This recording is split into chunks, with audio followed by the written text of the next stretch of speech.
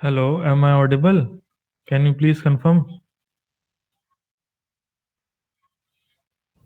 Yes, sir, you are Yes, sir, audible. you are audible. Okay. Is this screen visible to you? Yes, Okay, sir. okay. Yes, sir. Okay, okay. Thank you.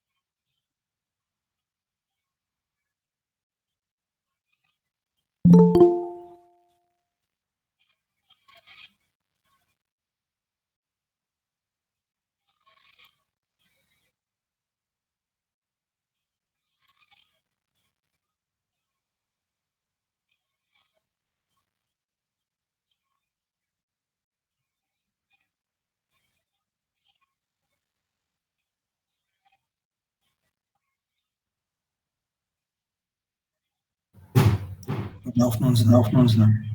Very good afternoon.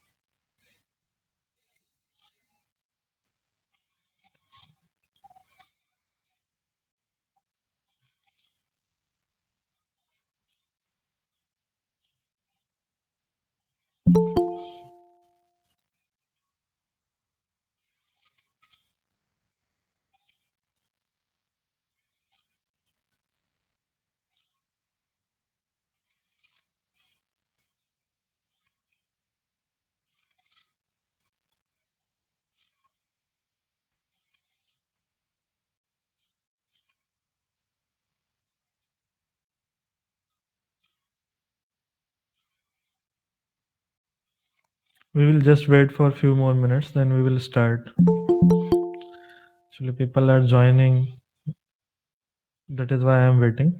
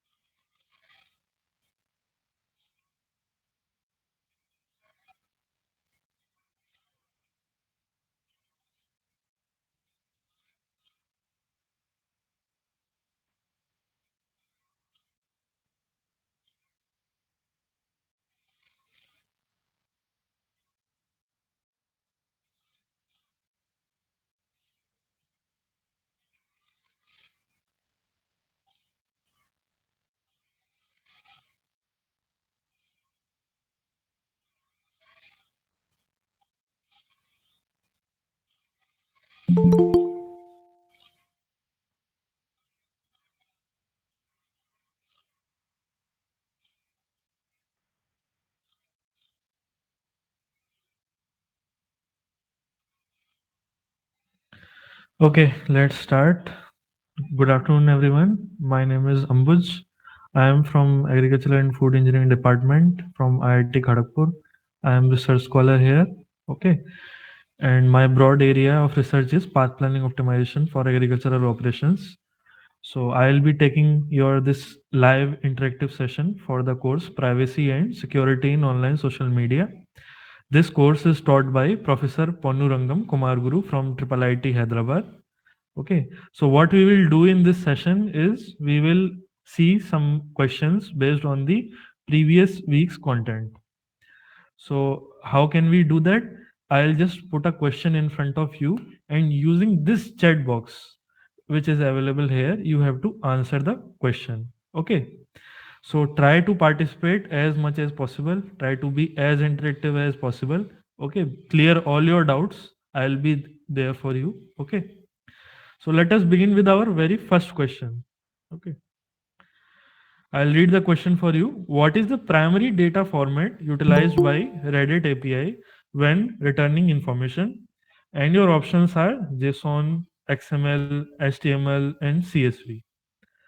Just read the question carefully and try to answer.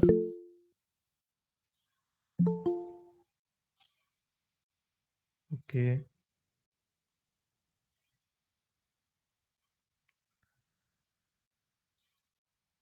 okay. Only four answers till yet. Please try these questions. Please answer. There is no penalty on wrong answers. You can answer. This session is just for you people. Please try to be as interactive as possible. Okay. Some people are saying HTML. That's also good. We will see. Okay. Okay.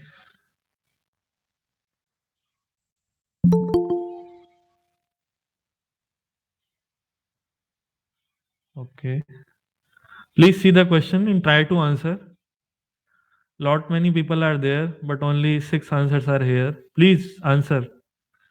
This session is just for you people. Please try to answer. I'll give you one more minute. Then we will discuss what will be the answer and why it will be the answer.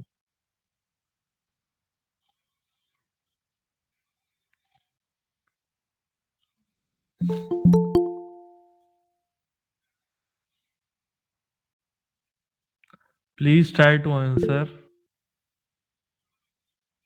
Lot many people have joined, but no answers. Okay. Okay. Try to answer. Try to read the question. Try to see for yourself what shall be the answer. Then we will discuss each and every option. Okay. Mhm. Okay. Okay. So we have JSON as the majority, and two people are raising hands for XML and HTML. Okay.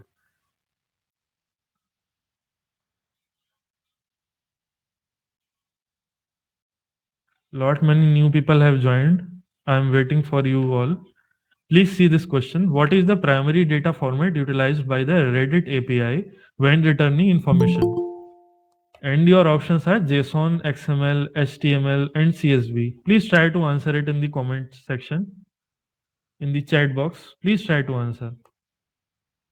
And for the previous classes presentation as well as the recording, you can refer to this Google Sheet. It would be very helpful for you guys. All the sessions which we are conducting, na, the sessions recording as well as the presentation, you will find in this Google Sheet. Okay, you can access from here. Okay, okay.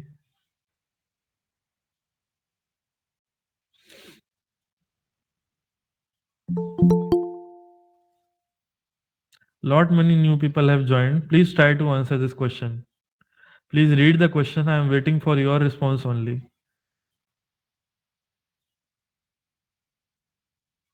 Try to join a little bit earlier. Okay, so that we can concentrately focus on the session itself. Okay, okay, fine. Let us look at what is the answer. The primary data format utilized by the Reddit API when returning information is JSON. Okay, now let us discuss it in detail. Answer is JSON here. Okay, this is important. Please try to understand this. Okay, yeah. Why the Reddit API is using JSON? Because of its readability and structure. The first response is readability and structure. Second part is lightweight and efficient. Okay. Third part is cross platform compatibility. Okay. And the another part is native JavaScript support. And the other part is flexibility. Okay. So why these options? Let us discuss one by one each of the option. Okay, each of the point why Reddit API is using JSON format. Okay, first the thing is readability and structure. JSON is human readable format. Okay, I'll show you in later slides how JSON format looks like. It is human readable means it is not very complex to understand. It is written just as for the simplicity. You can also read it and you can infer information from that also. Okay.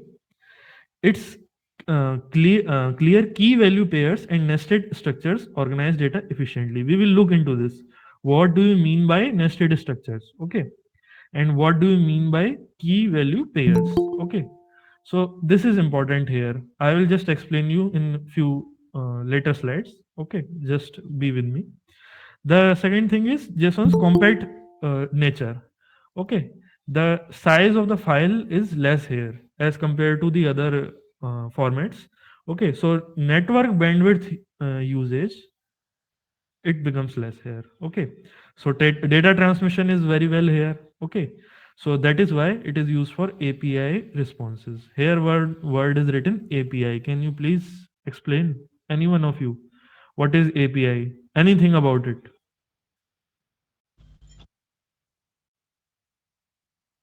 Yes, please. You can use comment section also. You can unmute also. There is no issue. Yeah, application programming interface. Very good. Yeah, this is the meaning here. API, there are various APIs of these social media platforms. Like Facebook has Graph API, Reddit has its own API.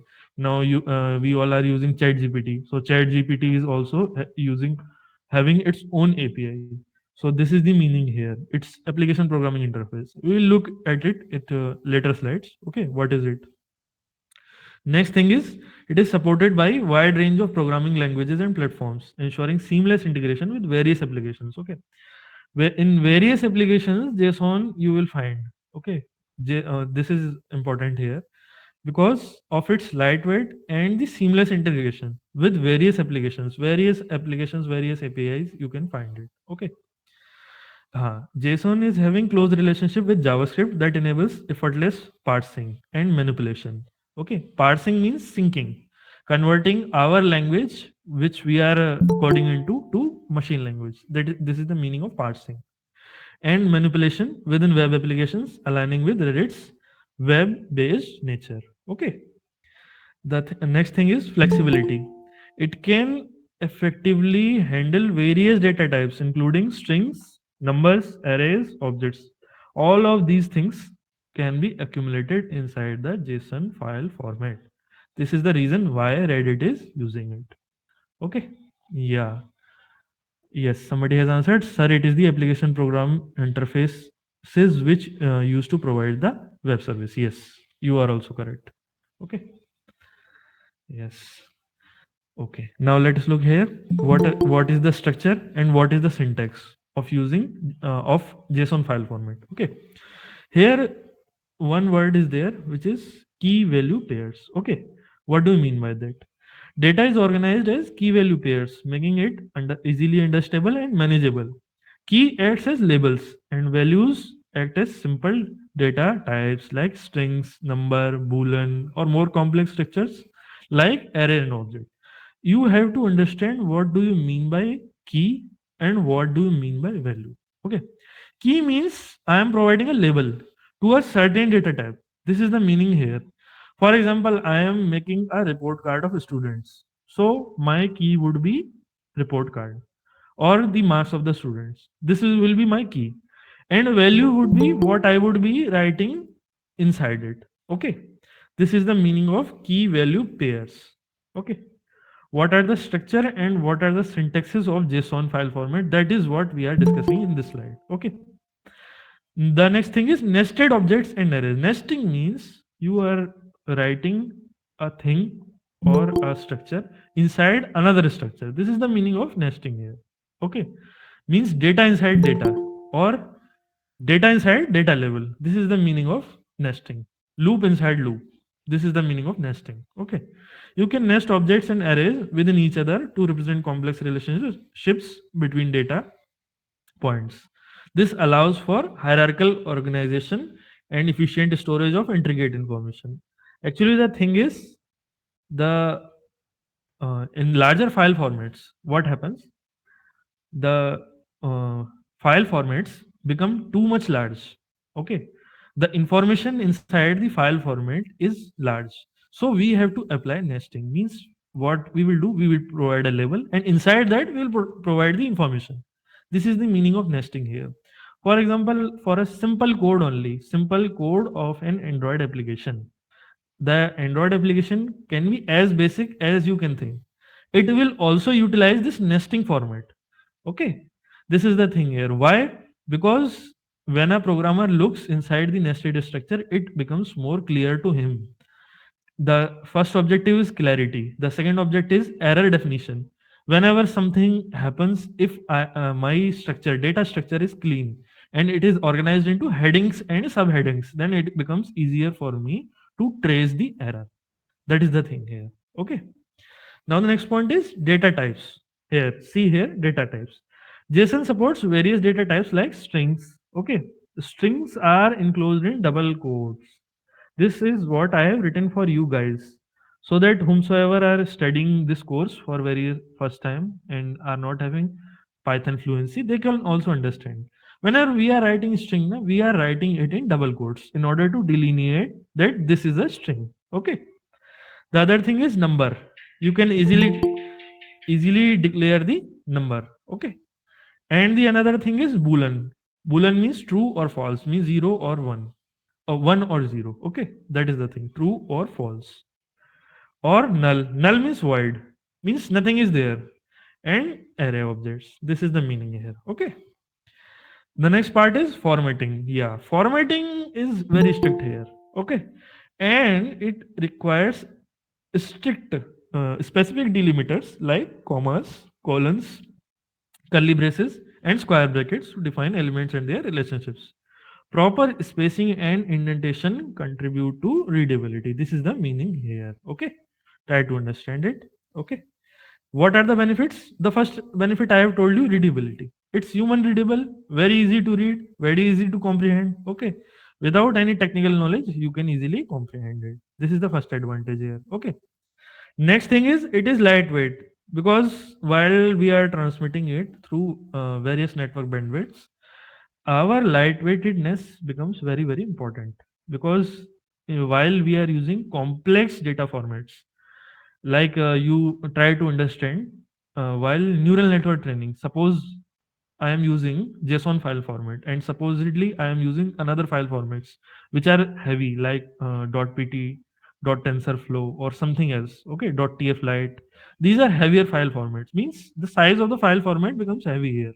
So the following operations which I will do with this file, particular file format, it would be more complex. It would take more bandwidth. It would take more time, and it would take higher computation power also, and the chances of error as well as reaching out whatever the results I desire, they become less here. This is the meaning here. So file size formatting, we have to store our data in file formats only, whether it is API, whether it is APK or anything. But the major part is that it should be readable to us. We can try to find the error also. We can interact with the file also in a better manner. And the other thing is it should be lightweight also. This is the meaning here. Very larger file size increases the chances of error. This is the meaning here. Okay. Error also increases as well as the desired accuracy. Reaching the desired accuracy, this becomes difficult here. That is the thing. And now, in your case, in this course, we will go through various APIs. Okay. So what we are doing here, we are analyzing our data, whatever data we are having in different type of online social media platforms. We are analyzing for our research or for our web development. So if the file format in which the data is stored is large, then it would take higher computation power, and reaching the desired results becomes difficult here. I'm not saying that it would be impossible. It would be possible, but the overall comprehensibility of the program, it decreases. That is the thing here. Okay.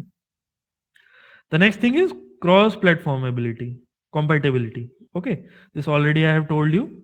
It is language independent and supported by almost every programming languages. Okay, enabling seamless integration with diverse applications and platforms.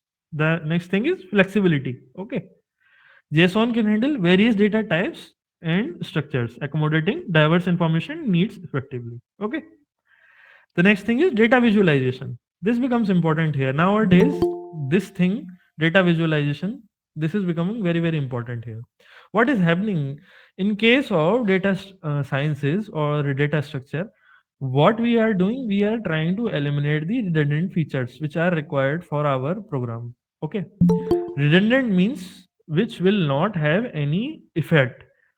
Either we remove them, we will not be having as much as impact on our program. So for that we are performing data visualization.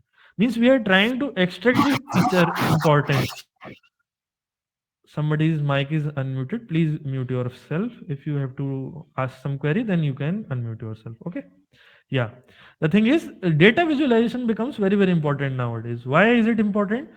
Because eliminating the redundant features, whatever features I can eliminate, so that my efficiency of the program increases. This becomes important here, as well as what algorithms I have to apply, that can only be performed by data visualization. So how JSON helps us in this manner? JSON structure aligns well with data visualization tools, making it easy to represent complex information. Okay. This is why JSON is popular and we are using it in Reddit API. Any doubts in this slide? Please. If you are having any doubt, please clear itself. Now, next two questions are based on this slide only. Okay. Any doubts? Anyone? It is very easy to ask. You can unmute yourself. You can type in comment section also. If you are not having any doubt, then you can tell me also that it is clear. Any doubts? What happened? Am I audible? Okay. Okay, okay. Clear. Okay, okay. Clear, clear. Okay, okay. Very good. If this is clear, then our journey will be smooth. Okay. Yeah. The next thing is, yeah, applications. We come to the application part. Okay. What are the application part? API data exchange. Try to understand this. JSON is prevalent format for data exchange between web server and client applications.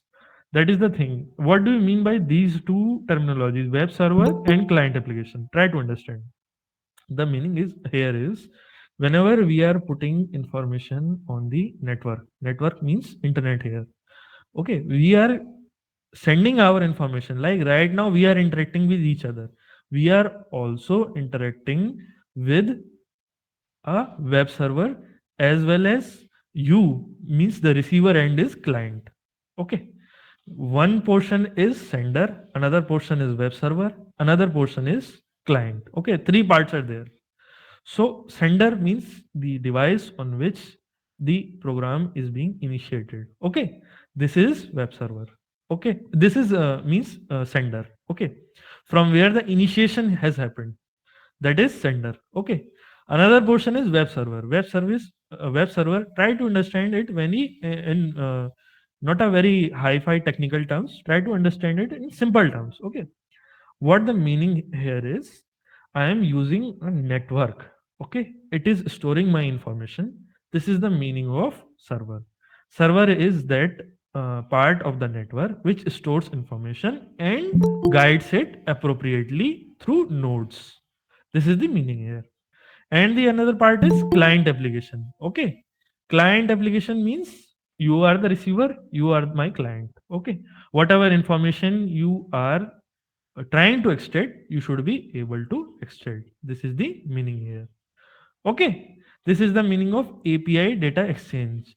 Yeah, somebody is asking what is API and what is its importance. We will look into it in very detailed manner. Please be with me. I will explain you each and everything. Okay. The next thing is configuration files. Okay.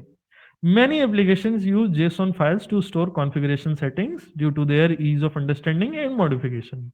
This is a very basic terminology. Why we are using JSON file format. Okay. The next thing is data storage and transport. Already have told you about this. JSON is suitable for storing and transporting various types of data, including user profiles, website content, and application settings. This is a file format, and I am telling you what are the technical features of this file format. Okay. The next thing is inter-process communication. Okay. JSON can facilitate communication between different processes within application or even across the systems. This is the meaning of JSON applicability. Okay. What are some challenges? The first challenge is strict syntax. It is not like just your VS Code which will tell you ki, bhai, what is the thing, what is wrong here. Okay. So that you can correct by yourself. Okay. So this is the thing here. Even minor errors in syntax can render JSON file invalid. Means your file is invalid. You have to recheck it and you have to recheck the error. You have to correct the error also. Okay, requiring careful attention to detail during creation and editing. This is the meaning here. Okay, limited data validation. Okay, this is another challenge here. JSON itself doesn't offer inherent data validation mechanisms, relying on external logic to ensure data integrity. What is the meaning here? See, try to understand it. JSON is not offering any type of data validation mechanism, means it itself cannot validate that whatever the type is being input here, is it the type which is required also. So this is the meaning here. Okay, data validation is not happening by itself, we have to do that.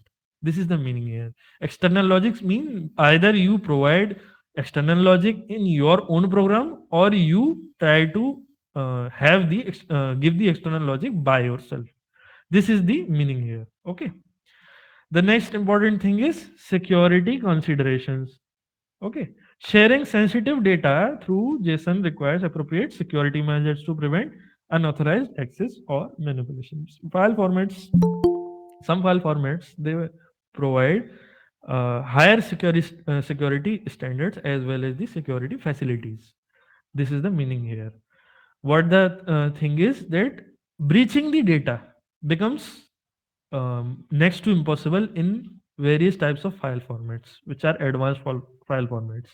But the thing with all of these advanced file formats is this, that the size becomes heavier here.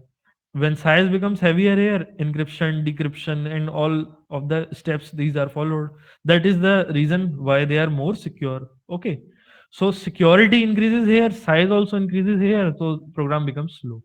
This is the meaning here. This is the major challenge here. So, as a student of this course, try to think about it, how we can eliminate these type of challenges. Okay. Yeah. Now we will see what is JSON file format, how our JSON file format looks like. Okay. This is the JSON file format. It looks like this. Okay. Try to see there a particular thing is written. It is applications. Okay. Applications. Please try to uh, see this where I have highlighted this an object. This is an object. Okay. And inside application, I have created this another object, wikis. Okay. It is a nested object, means object inside an object. Object is a data label. Okay. Inside a data label, another data label is there, which is known as nested object. Okay. And all of the information which I have provided inside it, okay, this is my data field. Okay. This is the meaning here. Means information about my API I can store in my uh, JSON file format. Okay. It will have object, means the bigger data level or the main data level. Inside it, I will have nested object, means the another data label inside my main data label. Okay. Or subheading, you can understand like heading, subheading, and inside my subheading I am having my data fields. This is the meaning here. First example is this one. Okay. Try to see this. Another example is this one. Okay. Here, what the thing is, JSON object I have created. This one is JSON object. Okay. And inside it, many fields are there, data fields are there. And inside it, there another object I have created, means inside a bigger JSON object, I have created many objects, which are nested objects. And inside that, I have created a nested JSON object, this one. Okay. Try to say this. This is one is nested JSON object, this whole. Okay. This is the meaning here of nesting as well as the data object. Okay. Yeah. Please try to see this. Okay. Another format, file format, which was there in options, it was HTML language. Okay. So this is the example of HTML language. We are interacting with each other. If you try to see your own browser, okay, try to see your own browser. If you are on a desktop device, means if you are on a PC, try to inspect the web page, and then you would find a file formatting like this only. Okay, this is very popular and this is very useful HTML language. Okay, it is written like this. First of all, you have to start it with HTML. Okay, like this. Then you have to provide head. You have to provide the content of the head. Then you have to provide the body. Then you have to close the body, and then you have to close your HTML. And inside the body, you have to write the main content. And inside the head, you have to write your head. You can provide title also, and various features are there. So, what is the meaning here?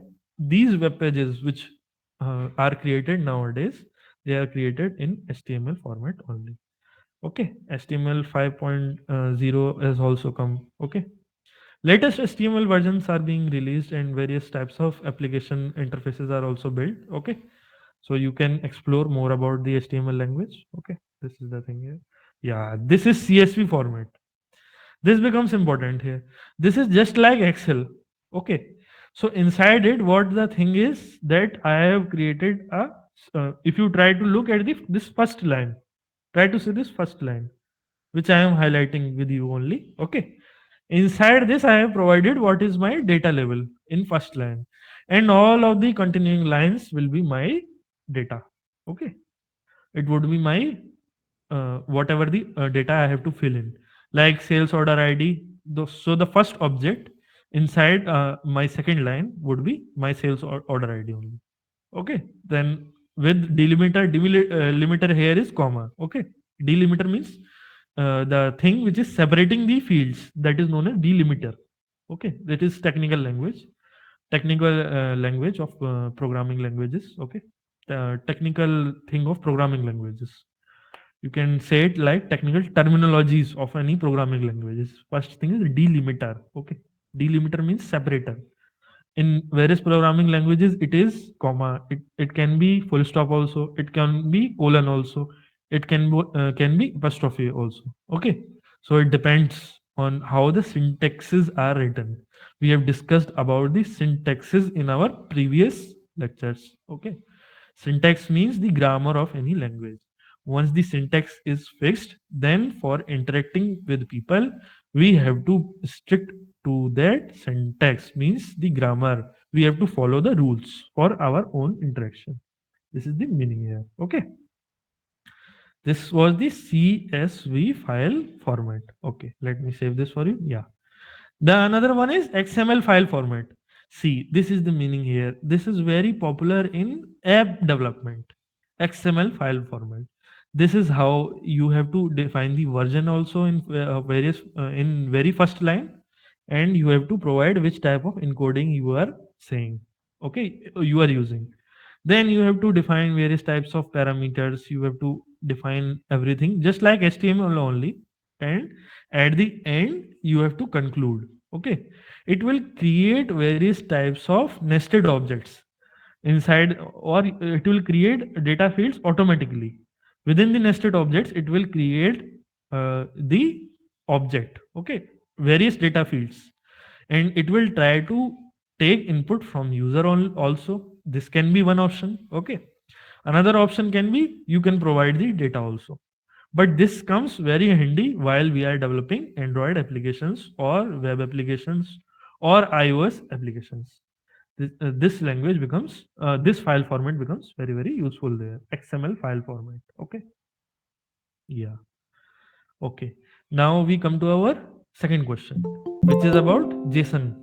JSON stands for JavaScript object notation, JavaScript object network, JavaScript oriented notation, and JavaScript oriented namespace. This is the thing here. Yeah, many people are answering. Please answer. A lot of people have joined, but they are not answering. Okay, one thing I have left. What is API and what is its importance? See, API stands for Application Programming Interface. Okay, Application Programming Interface.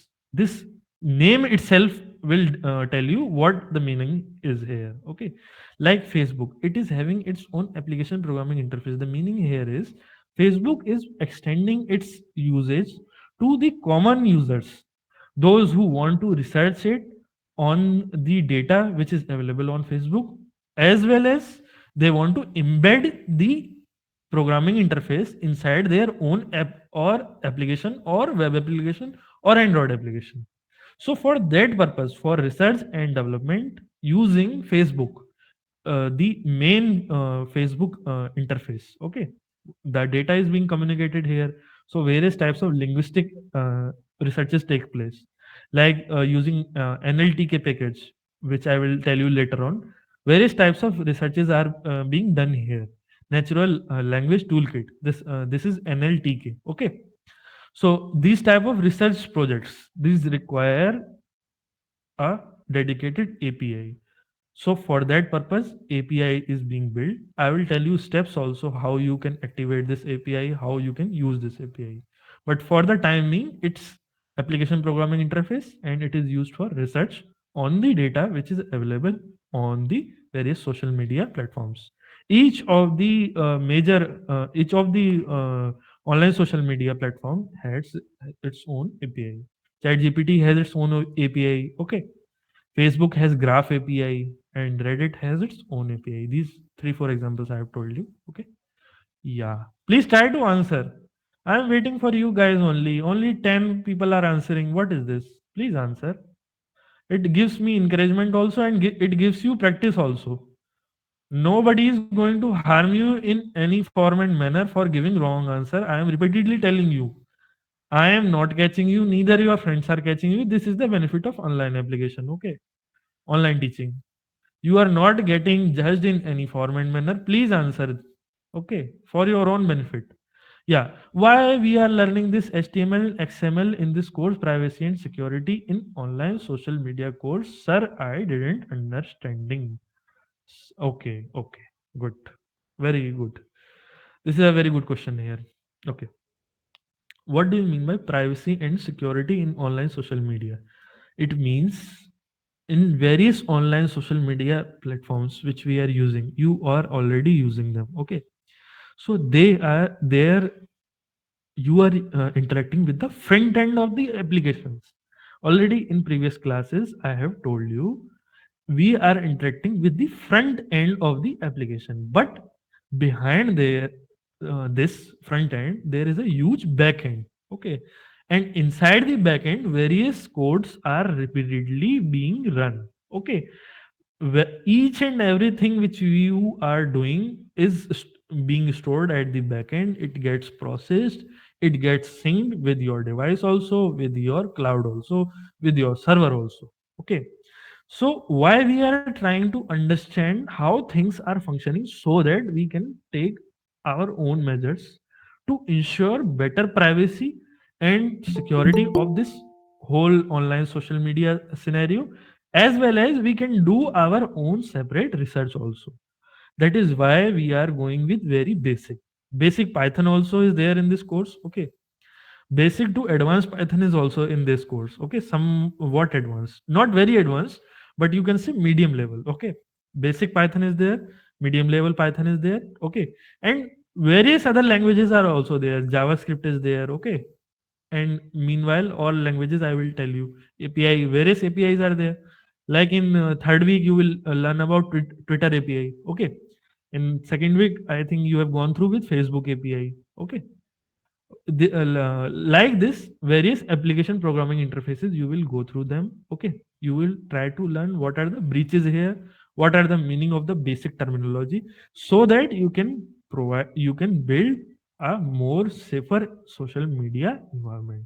That is why we are learning this all things. Okay, this is not about just social media usage, that will also come. Okay, usage also we will discuss, we already have discussed in first week.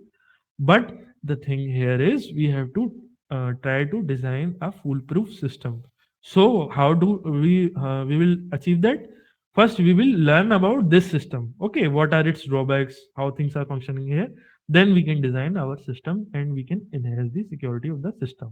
Okay, this in great detail I have told you because various technical terms I will discuss with you. And at the back of your mind you will always think that why I am discussing this. Okay, this is the meaning here. Is it clear? Can you say yes, no? Okay, okay. Clear, clear. Who has asked it? Can you please reply? Is it clear to you? We also want to Python and JavaScript. Yes, sir, clear. Okay, okay, okay. Okay, it is clear. Okay, okay. Yes, sir. Clear, Yes, sir, sir. clear, sir. Okay, okay, okay. Good. If you are clear, then everything is fine. Okay. Yeah, let us look at the answer. JSON stands for JavaScript Object Notation. Okay, this is the thing. Okay. Let us look at the explanation. JSON stands for JavaScript Object Notation. While its name reflects its connection to JavaScript, it's important to note that JSON is language independent. I have already told you, okay? It's language independent, okay? It's a file format. Try to understand it. It's a file format, okay? We can use it across various language interfaces, okay? Various other language interfaces. Like in Python, also we can use it in C, C sharp, JavaScript, every where we can use it. Either through conversion also we can try, or directly you can use it. Okay, in Python as well as in JavaScript, we can use it. Okay, Java is also a programming language just like Python. Okay. Despite its name, JSON is not restricted to JavaScript and can be used with any programming language. This becomes important here. Okay. JSON has its own syntax. While similar to JavaScript object notation, JSON has its own specific syntax rules that differ slightly from JavaScript. Slight differences there from JavaScript, but the meaning here is it is having its own syntax. Okay. The key takeaway is that JSON is a lightweight and human readable data format and widely used for data exchange between various application and platforms. This is the summary here, what I have told you in my previous question. Okay. This is the summary here. Whatever we have discussed till yet is about JSON. Now, later on, we will look at the application format also, at the application part also, how we can apply this information. Okay. Yeah. Now, the application part starts from here only. Okay. Try to answer this question. My third question here starts. Okay. Suppose you want to retrieve the top five hottest posts from the subreddit. Subreddit, what is the meaning here? I have already told you. Okay. It's like a network. From a huge network, I am creating a community. That is sub meaning of subreddit. Okay. And the subreddit is r/technology. Okay. Using the Reddit API, which Python library would you most likely use to achieve this? First one is pro, second one is request, then your lib, and then JSON. Okay. Yeah. Okay. Why is JSON highlighting JavaScript in its name, although it is language independent? Very, very good question. Very good question. Please try to be as inquisitive as possible. This question is very inquisitive. Yeah.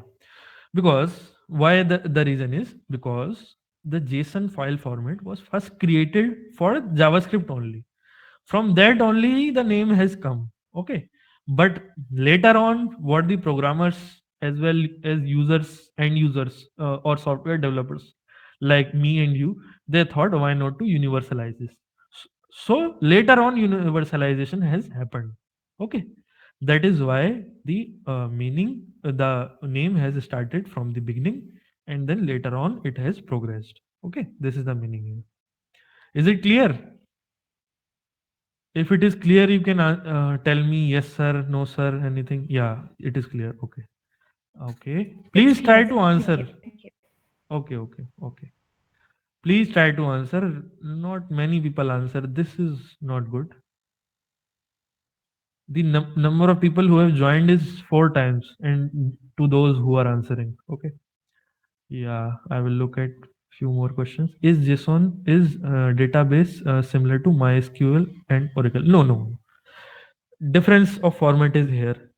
That is why I knew that you will try to confuse. That is why I have you might confuse. That is why I have written all the four formats I have shown you, and later on I will show you a question of MySQL in this lecture only. Okay. So that your doubts would be cleared. Okay. Be with me. It is not similar. Okay. Everything is not similar. There is might exist some similarity, but no, no. In this case, it is totally dissimilar. Okay. Please try to answer. One fourth of the population is answering and asking doubts. Please answer. I am not going to be with catch you. Okay. I will not come to your home. This is an online lecture. Please try to answer. You can unmute also. Okay. At the end, when I am not speaking, you can unmute also and try to ask your doubts. You can use chat box also. Both options are available. But I hope that a lot of people from you would be appearing for the examination. So please clear your doubts. Okay. Yeah. Isn't JSON is a file format where MySQL and Oracle are DBMS. Yeah. This is the thing here. But SQL in itself is a language, na? Structured query language. I will tell you it. I will explain you it through a more detailed question. Then your all doubts would be cleared. MySQL is an interface as well as Oracle. It's a DBMS. Okay, database management system. Okay, but SQL in itself is a structured query language. It's a language. Okay, Yeah, yeah. Now you got it. Yeah. I am giving you enough time. I think I am spending more than 5 minutes and still response is from a limited section only. Rest of Sir, the section. Yeah. Please, please. is this question is end of the storing the data? Actually, I cannot hear you. Can you please type? Please type. I think you asked that it is for storing the data. Yeah, it is for storing. No, it is for data retrieval. I am asking you that I want to retrieve the top 5 hottest posts. Okay, that is the meaning here. It is for data retrieval, not for data storage. Data storage was limited to JSON. The previous two questions were related to data storage. This is related to data retrieval. Okay. Yes, you are asking about JSON. Please try to look at the recording if you joined late. Okay. Please mute yourself if you are not asking. Okay. Anything? Yeah. Okay. Okay. I think I have answered all the questions and queries. Yeah. Let us look at the answer. Okay. It's pro. Okay. Those whomsoever have answered A, it is correct. It's pro. Okay. PRAW. I will pronounce it like that. You can pronounce it like PRAW also. There is no problem.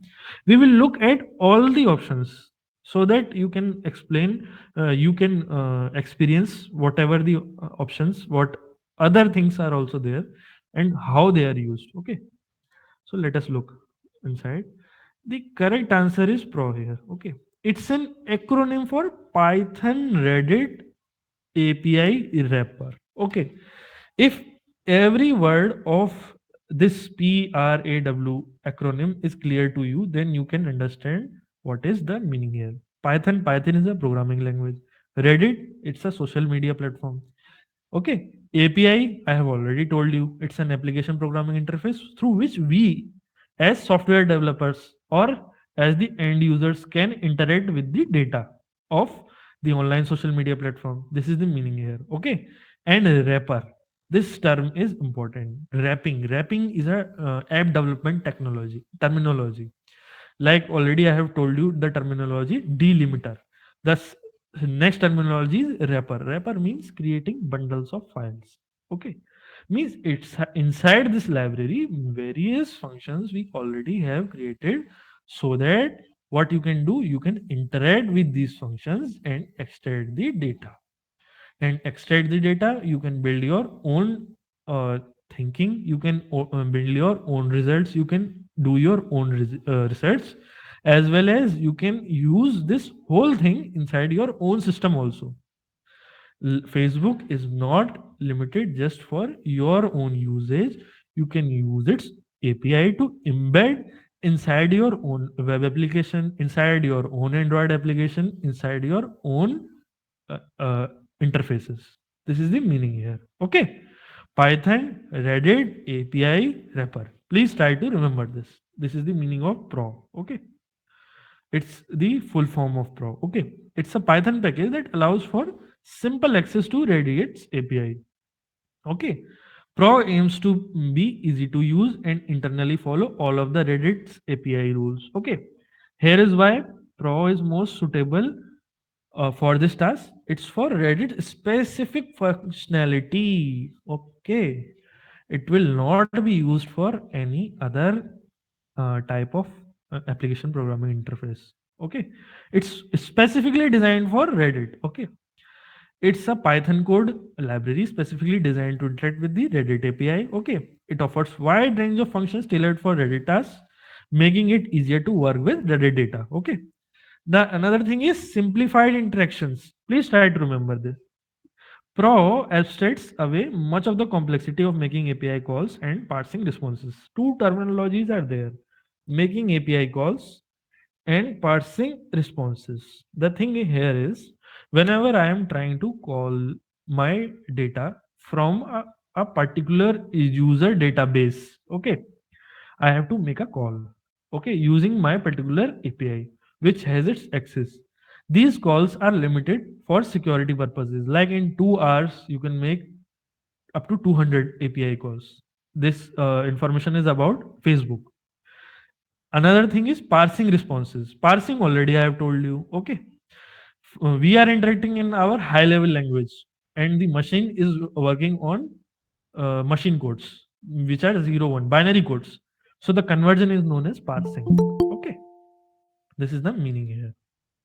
Okay, so this is the meaning of simplified interactions. Okay, it provides user friendly methods for accessing various related features, including fetching posts, comments, user information, and more. Okay, this is the meaning of simplified interactions. Okay, why we are developing this separate Reddit wrapper. Okay, the next important thing is object-oriented approach. Pro organizes Reddit entities that are posts, comment, subreddits, and users. These are the terminologies of this particular social media platform: posts, comments, subreddits, and users.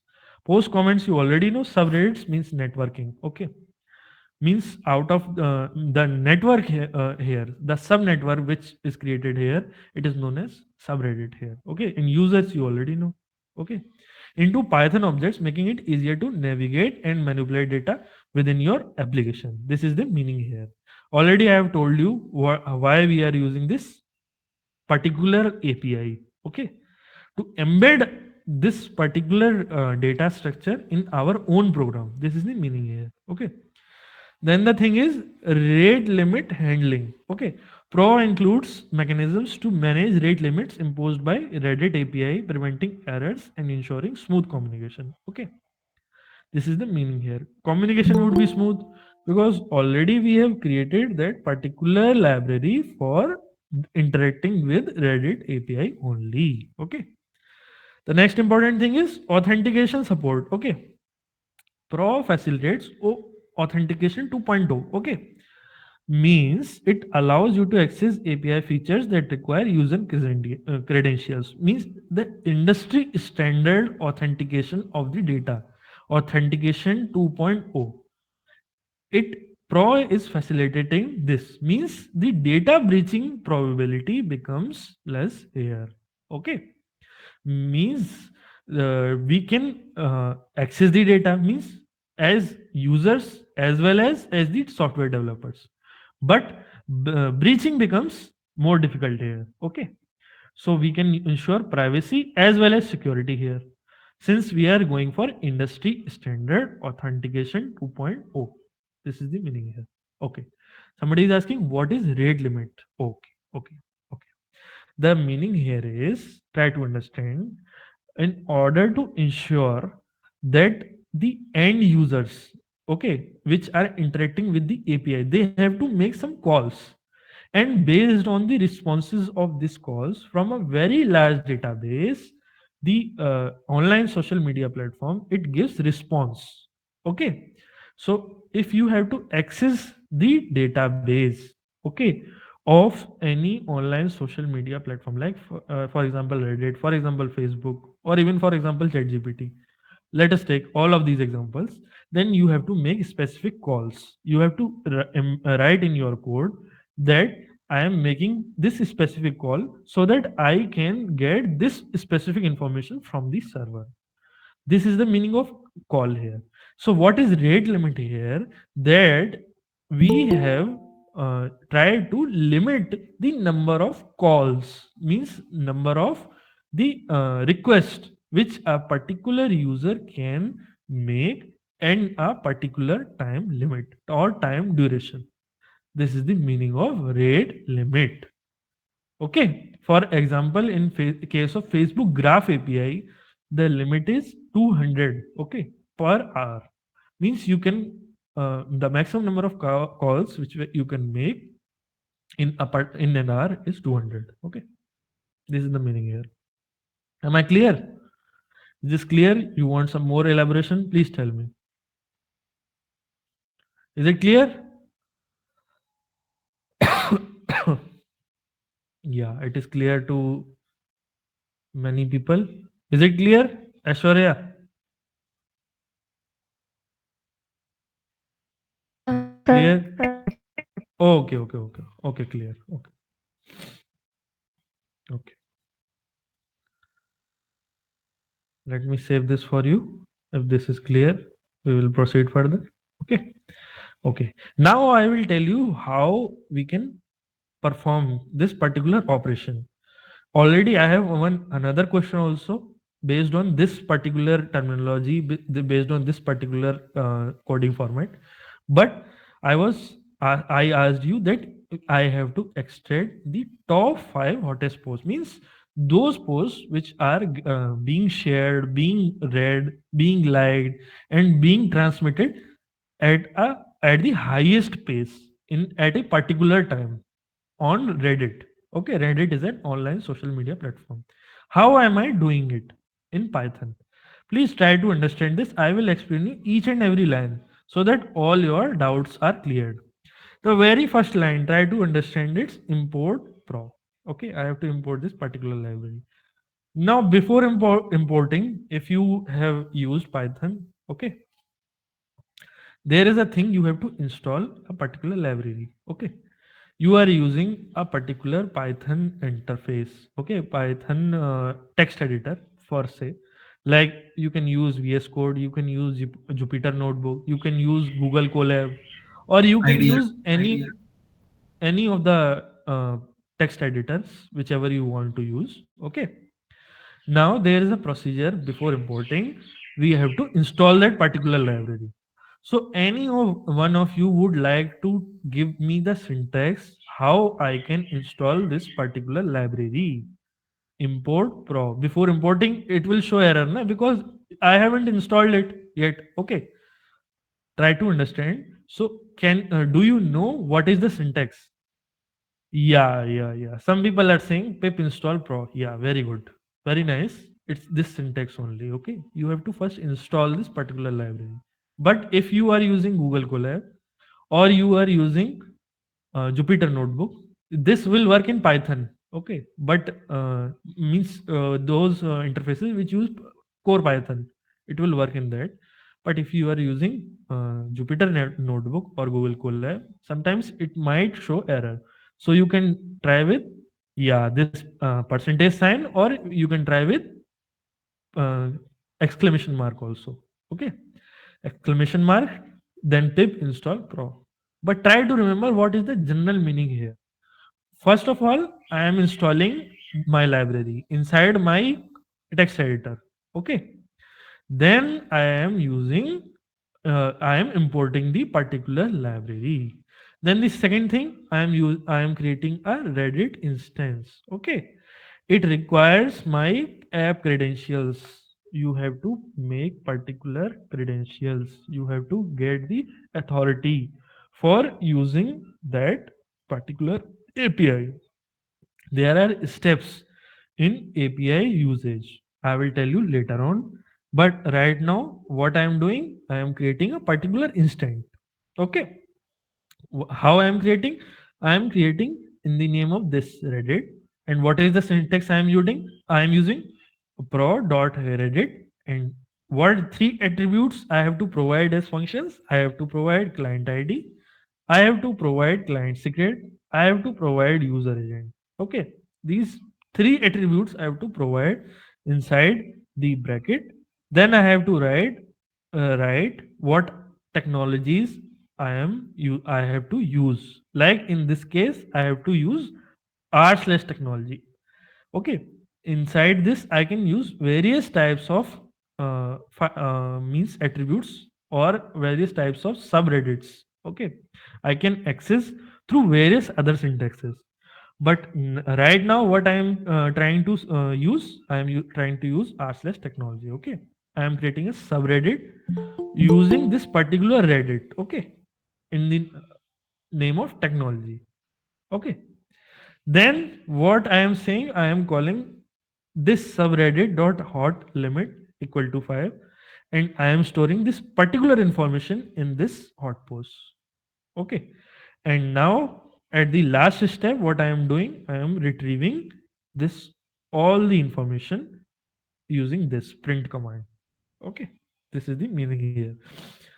When I will store my particularly top 5 hot posts in my hot post attribute, it would be a array. Okay, all the information regarding this 5 hot posts would be stored. But what I would like to particularly print, I would try to particularly print only the titles. Okay, so I can have a particular idea that at what timestamp what were the top 5 posts which I have, which were showing on Reddit. They were the most liked, most shared, and most communicated posts on the particular API. So on the front end, something is happening. Okay, it might show you like trending or something, but at the back end, how I am able to access that particular information? This is through this code. This is the meaning here why we are studying this code in this particular course. Okay, is this clear? Is this syntax clear? Because a lot of questions are based on this syntax. And particularly from my experience from class 9th or 10th onwards, the syntax questions are the questions are the questions in which you have to be most cautious. This is the thing here. Whether it was my 9, 10th, 11th, 12th examination or my BTech or my MTech examinations, the output questions or the syntax questions, I was the most careful. Okay, try to solve these particular questions in the examination in the very beginning, so that your mind is fresh, and the probability of committing mistakes becomes very very less here. Okay, because you will not realize in all the four options which you are seeing there might be an error. Okay, a simple dot, if I will try to put this in the very first line, pro dot reddit, if I will shift this dot after reddit, the whole meaning will change. Here it will show error. Okay, so in this particular types of questions in which syntax is involved, try to be most careful. Okay, try to solve these questions at the very beginning. Okay, try to read them at least twice thrice, then try to answer. And there another step, level of difficulty increases when spotting error type of questions come in the examination. Means a lot of syntaxes would be provided to you, and you have to spot, and you have to tell me how many errors it will show while execution. I don't know whether you would be asked these type of questions or not. It depends on the examiner. But beware. Okay, I am telling you the type of questions. So whenever in my lectures, in this lecture, on the upcoming lectures, you will see syntax. Then you will try to see in this format manner that how many questions and what type of questions can be asked through syntax. Okay, is this syntax clear? Please answer. Then we can proceed. Okay, it is clear. Okay. Yeah. You have asked what is mean by client secret. Okay. I will answer that. Client ID. Did you try to understand? Means server and client. Already I have told you. Three types of interfaces: sender, then server, then client. Means at the end, there are various permissions required for accessing this type of information. So at the various end, suppose I am a software developer, so client ID means whatever the my ID is there. I have to create a particular account. I have to create a particular I have to communicate particular type of information, so that the particular client ID as well as particular client secret as well as the user agent, all these type of informations are communicated with me, so that the application programming interfaces can validate that I am an authentic user and I would be using as per the scheduled guidelines with the particular online social media platform is sharing with me. I will abide by all the guidelines. And what is the meaning of all this client ID, client secret code, as well as user agent is that to in order to validate whether I am only the end user who is interacting with the platform, or is this some bot, or is this some type of fraud person? This is the meaning here. Is this clear? What do you mean by all these three terminologies? Is this clear? Can you tell me? Can you confirm? Okay, okay. Very good. Okay, now let us look, as my teaching methodology says, we should look at all the options so that in future, whenever questions are asked, we would be able to equip ourselves with enough resources, enough knowledge. Request. It's a general purpose library for making HTTP requests. What do you mean by HTTP request? Hypertext Transfer Protocol.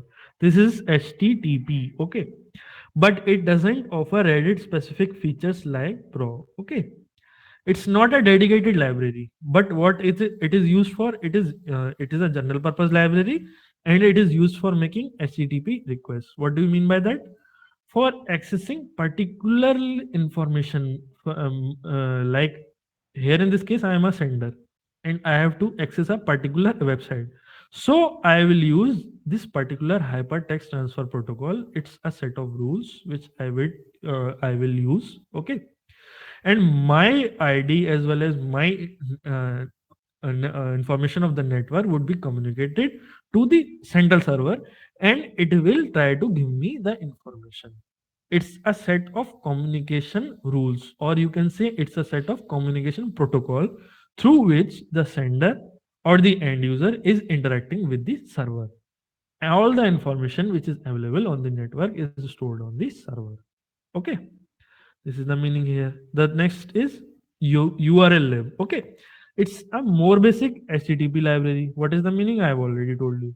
Okay, it can also be used for API interactions, but it's less convenient because it is not a dedicated library. Okay. The next thing is JSON. JSON is a library. It's a file format also. Okay. JSON, here the meaning of JSON is JSON library. It's a library also. Okay. Import JSON. You can try this. Okay, it's a library also, and it is used for working with JSON data.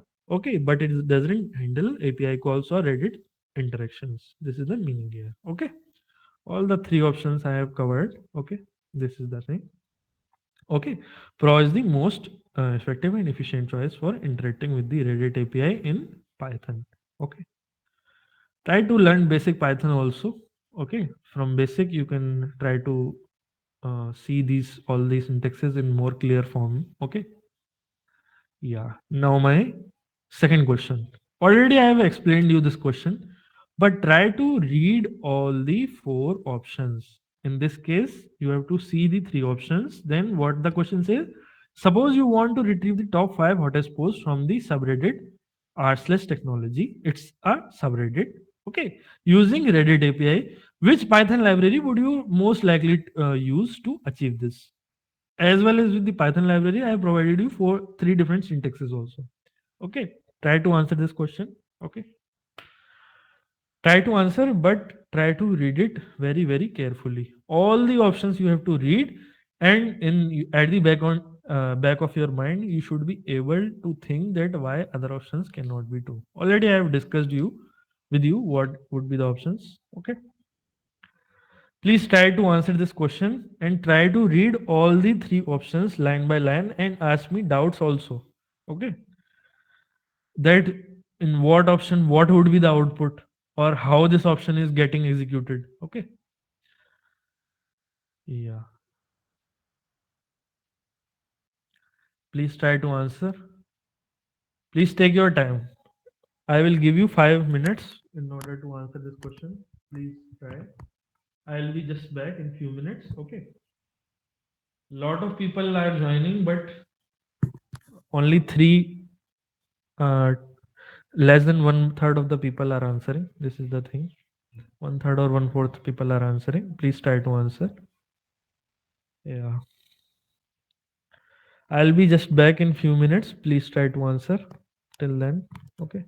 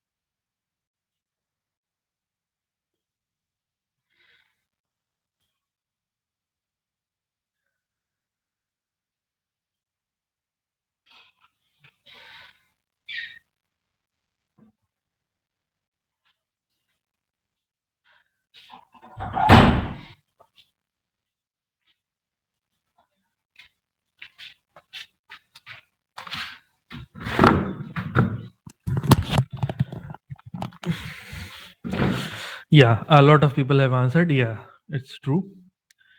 It's A only. Yeah. But try to understand these options can be made a lot more confusing. So I will tell you uh, another technique. First, let us look at the options. Yeah. Okay. You can think in the examination in this uh, manner. The thing is, you can use elimination method also. Okay. First thing is that if you will look at second option, it's saying import request. Already I've told you the dedicated library is pro. Okay. So this cannot be the option. The first important thing is okay. Second thing in this option is we are accessing tab 5 hottest pose using a URL. Okay. We have to have a lot more authority in order to access any information through just by URL. Okay. This is another defect in this option. Okay. And the thing is, whatever this thing is, it is loop inside a loop. Okay. It's one loop only. Okay. We are printing data children and then we are printing post data title. This is not a valid Python syntax. Okay. This is not how it's done. Okay. So this is the defect with second option. It goes away. Okay. Now the competition is between A and C. Now, just by looking at the fourth line of the third option, you will try to see limit equal to 10. Okay. And dot new is there, and here in this case, dot hot is there. So simply you can eliminate this option. Okay. When I am saying limit equal to 10, it will give me an attribute related with 10, means either the top 10 hottest post. Okay. Or anything related to 10. Okay. This question is very easy. Why I am telling you this technique, so that if in a difficult question comes, okay, you can answer this. This is known as elimination technique. We eliminate the options one by one. Okay. So the right option would be this. Okay. This is the thing here. Okay. Yeah. B is used for HTTP request write. But can you give an example for which API, like Reddit API, it can be used? I didn't understand the question. Okay. Uh,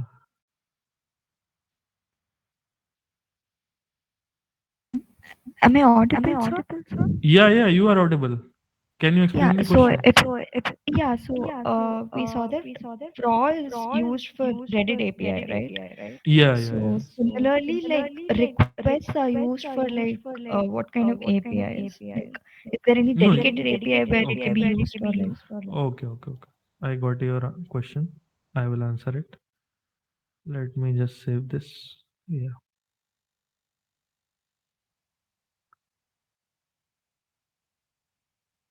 See, request is a general purpose library. It's used for making HTTP requests. Okay. The very first information, the very first thing which you have to understand it is through this API I am using. What I am doing, I am making HTTP requests. So in any API I can use it. There is not a particular API. There is not a particular restriction. Okay, that I will use it in a particular API. Okay, in any API you can use it. The thing is, the API should support that particular library. It's a general purpose library request. Okay. So in ChatGPT also you can use, in Facebook Graph you can also use. Okay. The thing is that compatibility should be there, and it depends on version to version.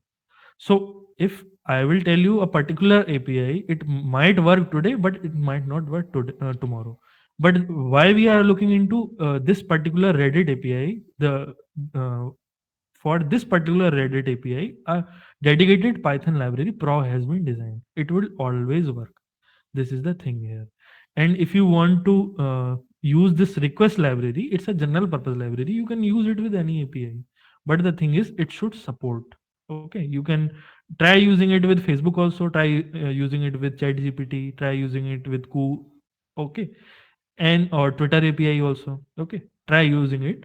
Had it the attribute been designed like that, okay, for whatever things I am telling you, like extracting the top 5 hottest posts. In a similar way, you can use NLTK package also. So whatever things I am telling you, particular syntaxes are designed. Okay. So according to your problem, you have to see that what type of library I will use. Okay. For particular Python libraries like NumPy usage, I can easily tell you. For pandas also I can tell you. But for giving you this type of example, I have to check myself also that particular my API is accepting this library or not, or if any provision has been made. For example, for this data extraction using Reddit, okay, for that only the very purpose pro has been created. This is the meaning here. Okay, so try using it with various other APIs and try to see the results yourself. Okay, am I clear? Yes, sir, you're clear, sir. Thank you so much. Okay, okay. Have I given you enough explanation? If you want, if you have any specific doubts, you can ask me. Still, if you are Sure, not sir, no, clear. I'm good. No, sir, Okay. I'm good now, actually. Thank you. Okay, okay. You are good. Okay. What is the difference between dot new and dot hot? Yeah. For this, we have to say this. It's the wrong syntax. See, for extracting information, like I have to see my top five hottest posts. So the syntax has been designed such that I have to use this dot hot. Okay. I don't have to use dot new. This dot new, what will it will give? The newest posts which are appearing. It will not give the top hottest posts. The posts which are being continuously communicated in the largest number. This is the meaning of hottest, and new is just what the attribute is saying. This is the thing here. Okay, the attribute is saying that dot new means the newest posts which have emerged on this particular API. Dot hot means the hottest post, means the posts which are being communicated at the largest pace. This is the meaning here. Am I clear? Or if any more explanation is required?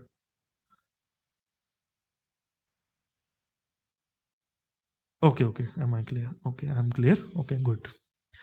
The correct answer is this A option. Okay. Explanation, full explanation I have provided you. Okay. This is the explanation. Okay. I am using Pro. It is the dedicated library for interacting with the Reddit API in Python. Okay. It simplifies the process of making API calls, handling responses, and working with Reddit data. Okay. B and C are not ideal. Okay. Okay. Yeah. Why option B is not ideal? Because it uses a request library. It's a general purpose HTTP library. I already have told you hypertext transfer protocol.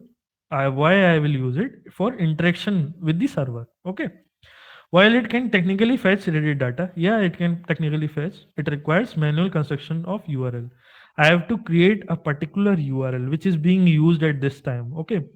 Then I have to parse the data. What is meant by parsing? Converting high level language codes into machine level language codes. Okay. Okay. Parsing of JSON responses and handling of rate limits. Okay. Rate limit also I have already explained you. Particular number of calls uh, which are permitted by a particular online social media format. Okay. Or by a particular API. That is the rate limit. Okay. Making it less efficient and convenient than Pro. Okay. It's not ideal. This is the meaning here. Okay. The third option, it also uses Pro, but it retrieves the 10 newest posts, as I have already told you. Okay. Instead of the top hottest ones. Okay.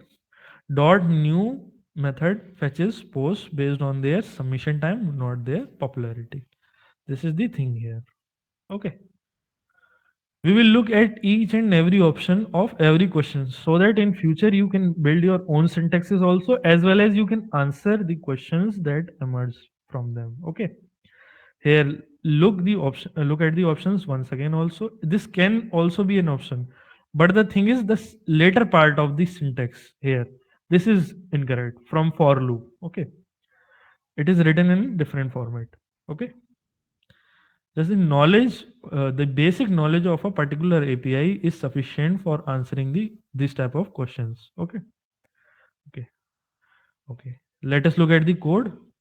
Already, I have told you this explanation. Let us look at once again. This is for importing row the the first line. Then we are creating an instance like this. Okay. Then we are creating a subreddit. Okay. Okay. Then we are retrieving the top five hottest posts. Okay. Already I have given you the full explanation. I'm not repeating it. If you want, you can go through the recording if you are unclear. If you have still any doubt left, you can ask me. Okay. Then we are using the hottest post by this print post dot title. Okay. Okay. Therefore, option A using proc is the most appropriate and efficient way to retrieve the top five hottest posts using Reddit API in Python. Okay. This is the thing here. Let me save this for you.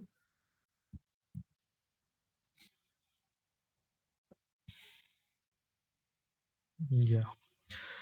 Please try to answer this question. Next question. Which of the following tweet content falls in category of linguistic features? Number of followers, presence of negative emotion words, presence of smiley, and presence of pronouns. This is related to your natural language processing. This question is related to your natural language processing. It might look easy, but it is difficult to implement. So it is your responsibility. Please try to answer it. Okay. Which of the following tweet content falls in category of linguistic features? Twitter you all are using now, it is known as X. Okay. Which of the following tweet content falls in category of linguistic features? Number of followers, presence of negative emotion words, presence of a smiley, and presence of pronouns. And I am telling you, it is a more than one choice question. Please try to answer it accordingly. It's 110% more than one choice question. Okay. Yeah, you have raised a hand. Ishwari, you have raised a hand. Please ask whatever you want to ask if you have any doubt.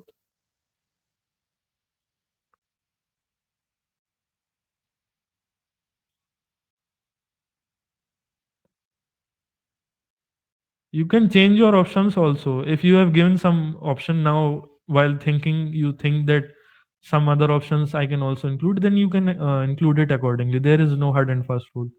You can provide multiple comments. Okay. This session is built only for you guys for your own practice. So you can commit mistakes also. You can ask doubts also.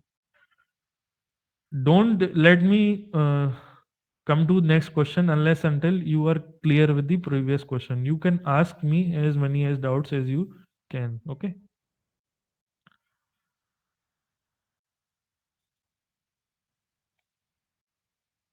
B, C, D. Okay. First you told B, then you told B, C, D.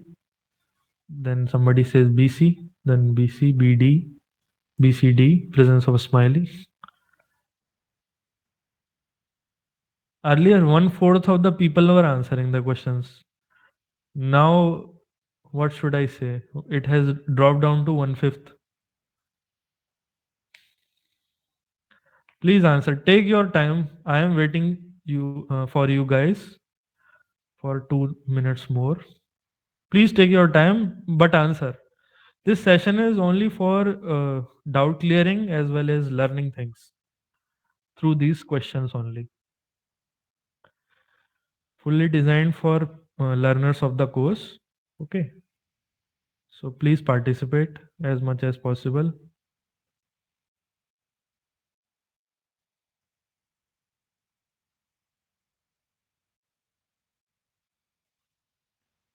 Yeah.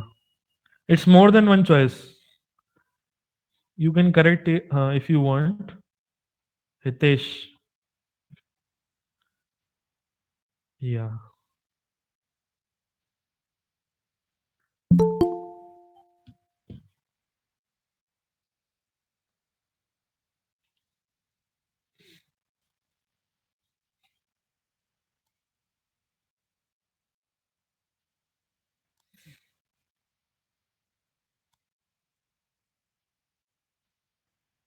Please take time. This is based on natural language processing. Take your time, but answer.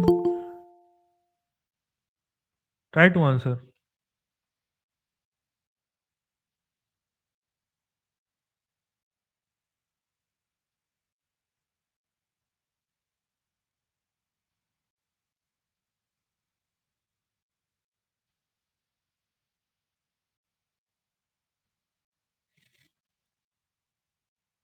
Please try to answer.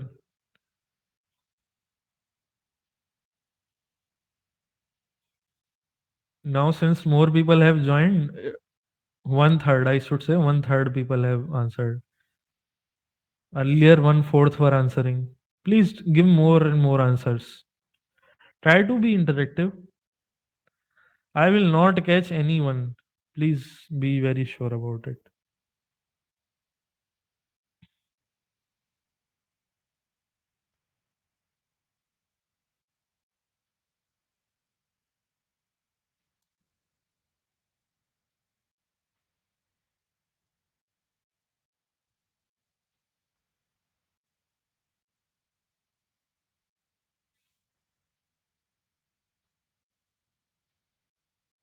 B and D.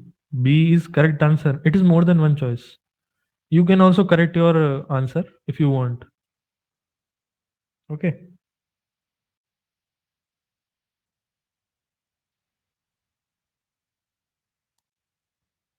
B is correct answer.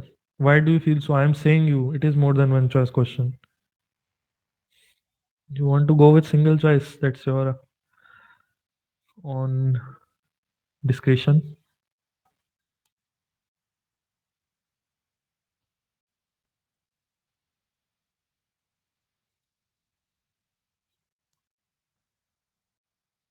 B and D. Yeah. Maybe you are correct. Okay.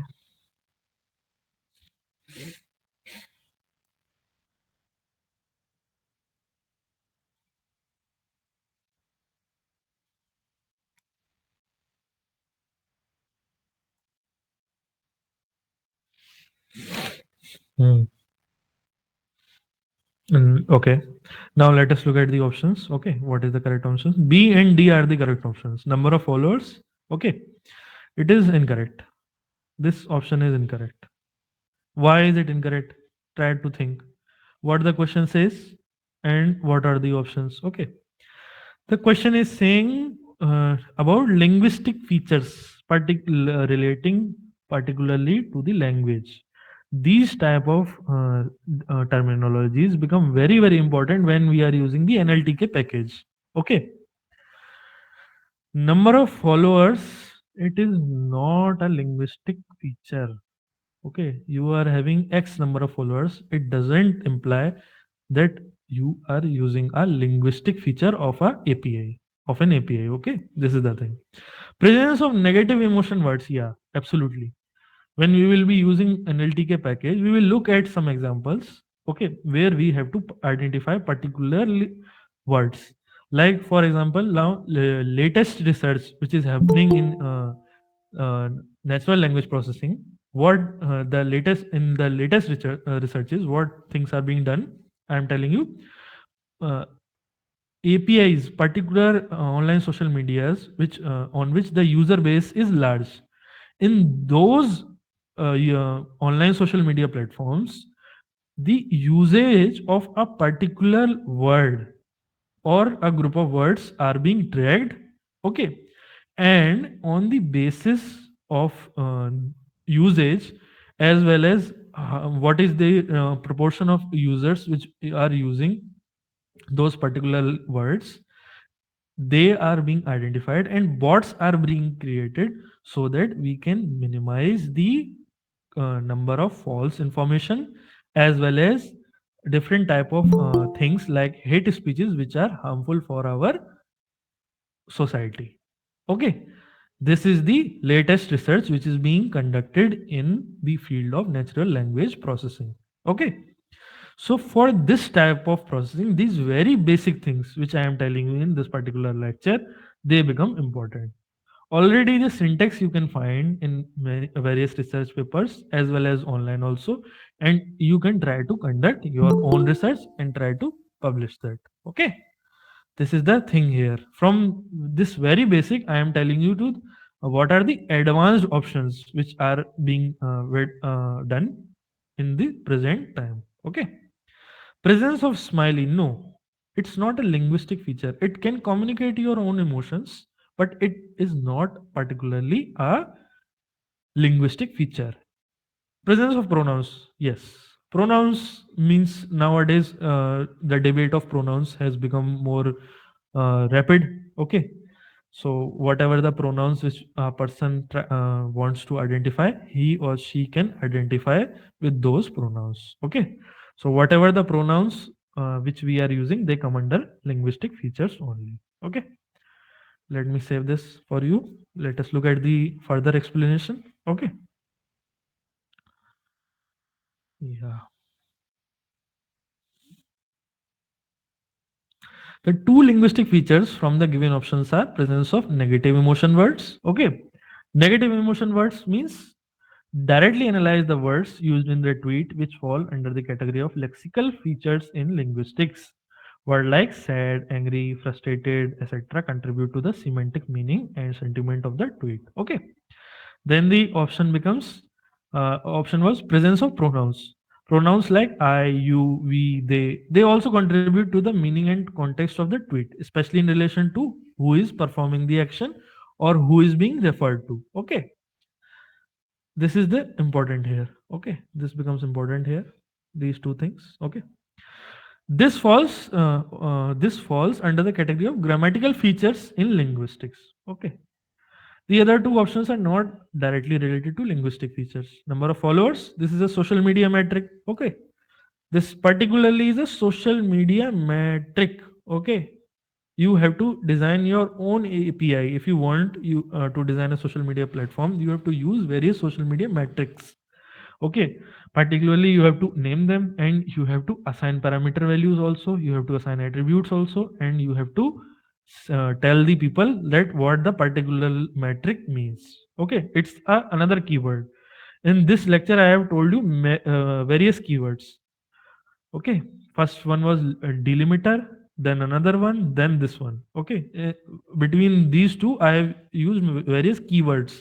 Try to remember the keywords. Okay, it's not a linguistic feature of the tweet itself. Okay, presence of smiley, which can potentially indicate a particular sentiment, but it's not a linguistic feature per se, rather, it's a non verbal element. Okay, therefore, the correct answer is a combination of presence of negative emotion words and presence of pronouns. Okay, let me save this for you, then we will proceed. Okay, you can design your own social media platform, you can design your own particular API, but present times whatever the application social media platforms are there, research is being conducted in order to make them more future proof as well as to ensure more privacy as well as security of the end users. This research is being done. Newer platforms will come, so we will try to analyze them also. Okay, why do we, next question, why do we do network analysis on social media platforms? If you have listened me carefully from the very beginning, you can answer this question very easily. Your options are to analyze the performance of computer networks and improve data transmission speeds. Okay, first option, to understand the social structures and relationships between individuals or entities in the network. Second option, to study the behavior of network protocols and optimize their efficiency. Okay. Third option, to identify and analyze the patterns of diseases spreading within a population. Option D. Question is easy here as per se. Okay. The previous question was also easy, but you committed a lot of mistakes. Don't commit mistakes in this question and answer that. Okay.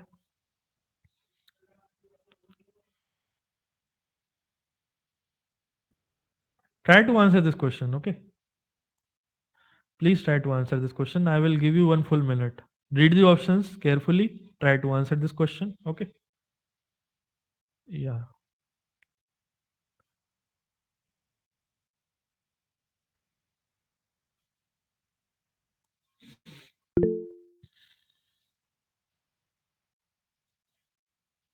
Take your time. No penalties directed on wrong answers. Just be aware, just answer, try to ask the questions. This is the purpose of this live interactive session. Okay. Yeah. Actually, one thing you were asking. Okay. Okay. It was about requests, I think. Request is used for HTTP request. Can you give an example for which API, like Reddit API, it can be used? You can use it for AWS, Amazon Web Service. Okay. It was not in my mind. Actually, whatever the agenda of the class, I focus on that only. Okay. You can use it for AWS. It was a very good question. Okay. Yeah. AWS, Amazon Web Service, is important nowadays. Okay. It provides student user access also. You using that you can send information into the cloud and receive it in real time. This is the meaning of AWS. Lot of researchers use this AWS service, and you can use request library in that. Okay.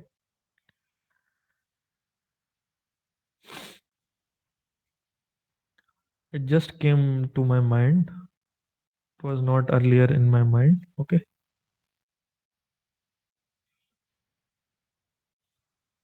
Similarly, other options you can also check that in which API I can use them. Okay. It was a very good question. I appreciate all of your interest. Whomsoever are asking doubts, they are only showing interest. Okay. Please ask as many as doubts as possible. And I have already posted this one comment. You can access my all recordings as well as the presentation PDFs. Okay. From this Google Sheet link.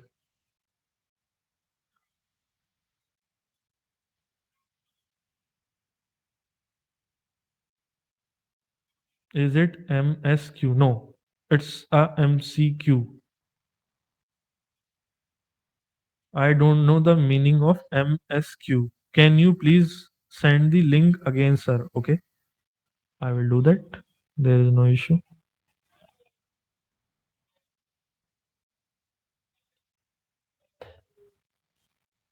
I have just sent it.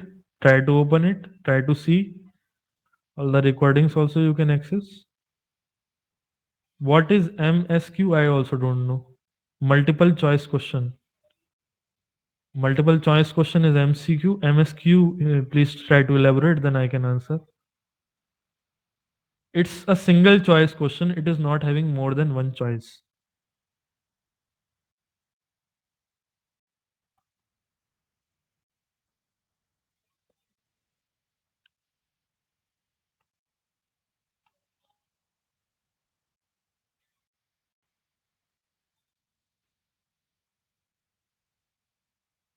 Multiple select question. Okay, okay. Good, good. Very good. No, it is not a MSQ. It's a single choice question.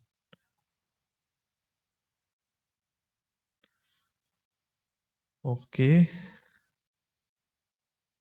Lot of people have answered. Okay. Some people say B. Some people say A also. Okay. Okay. B also. Okay. A also. Some can see C and D also.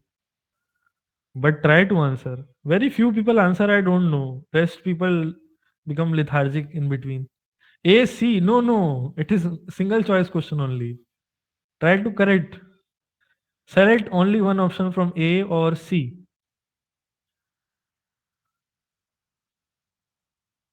Teaching is a by-way process. We learn from students also. Today I learned MSQ. I will try to remember that. A, C, only A. It was a nice one. MSQ. Multiple select question.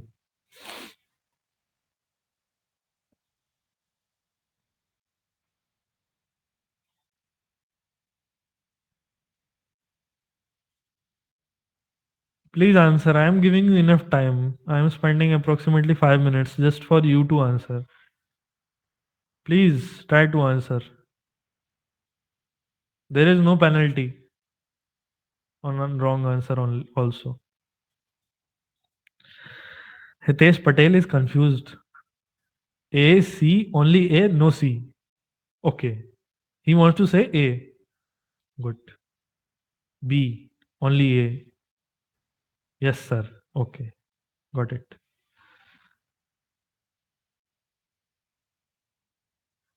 See, this is the part of learning only. You should be confused as much as possible so that in examination you don't commit errors. Okay.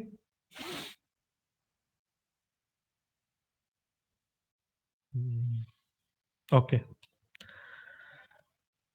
The right option is B. To understand the social structures and relationships between individuals or entities in a network. The other options were to analyze the performance of computer networks. So no, no, it is done through computational complexity, denoted by big O notation. Okay, particularly in case of algorithms. And how I will analyze the performance of computer networks, there are various options available for it. We are not doing social media analysis in order to analyze the performance of computer networks. No, no, no, we are not doing that.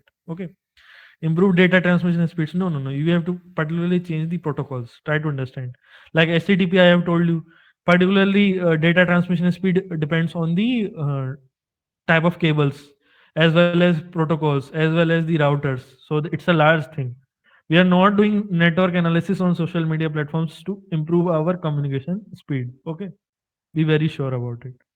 To study the behavior of network protocols and optimize their efficiency. No, no, no, no, no.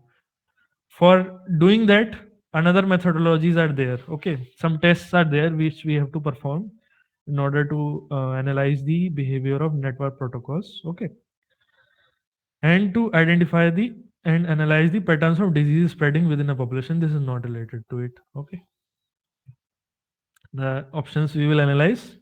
The most accurate answer is B. To understand the social structures and relationships between individuals or entities in a network. Okay. Here is why the other options are not as relevant. To analyze the performance of computer networks and improve data transmission speeds, this is more relevant to traditional network analysis. Okay. Applied to internet infrastructure, not specifically to social media platforms. The C option, similar to option A, this focuses on technical aspects of the communication network, not the social dynamics within it. Okay. And the last option was, while network analysis can be used for this purpose, it's not the primary reason for studying social media platforms. Okay. So there was this was a straightforward question, and okay. So please eliminate the errors in this type of questions. Okay.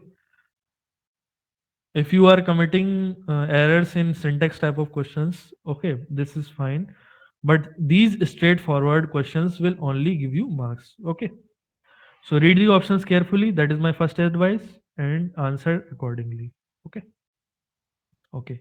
Social media platforms inherently form complex networks of people and entities connected through interactions like post, comment, share, and mentions. Okay, these are the basic terminology. Post, okay, comments are there, shares are there, and mentions are there. Mean tagging in Facebook terminology. Okay, structure, identifying individual users, communities, and clusters of interest based on their connections. This is the structures. Okay, dynamics of social media platform, analyzing how information flows, trends emerge, and opinions spread within the network. Okay, this is the dynamics. Okay, this is important here. Then the relationships. Okay, investigating who interests with whom, what topics they discuss, and the nature of their relations. Okay, and the fourth part is influence, measuring the impact of certain users or groups on the overall network and identifying key opinion leaders. Okay, when you will identify what are the key opinion leaders, then it becomes important for monitoring purposes. Okay, what are the key points of any social media network? If I can extract that, then I can improve my privacy and I can improve my security also. How in real time, I will show you through examples and questions. Okay, later on. Try to be with me. Okay. Okay.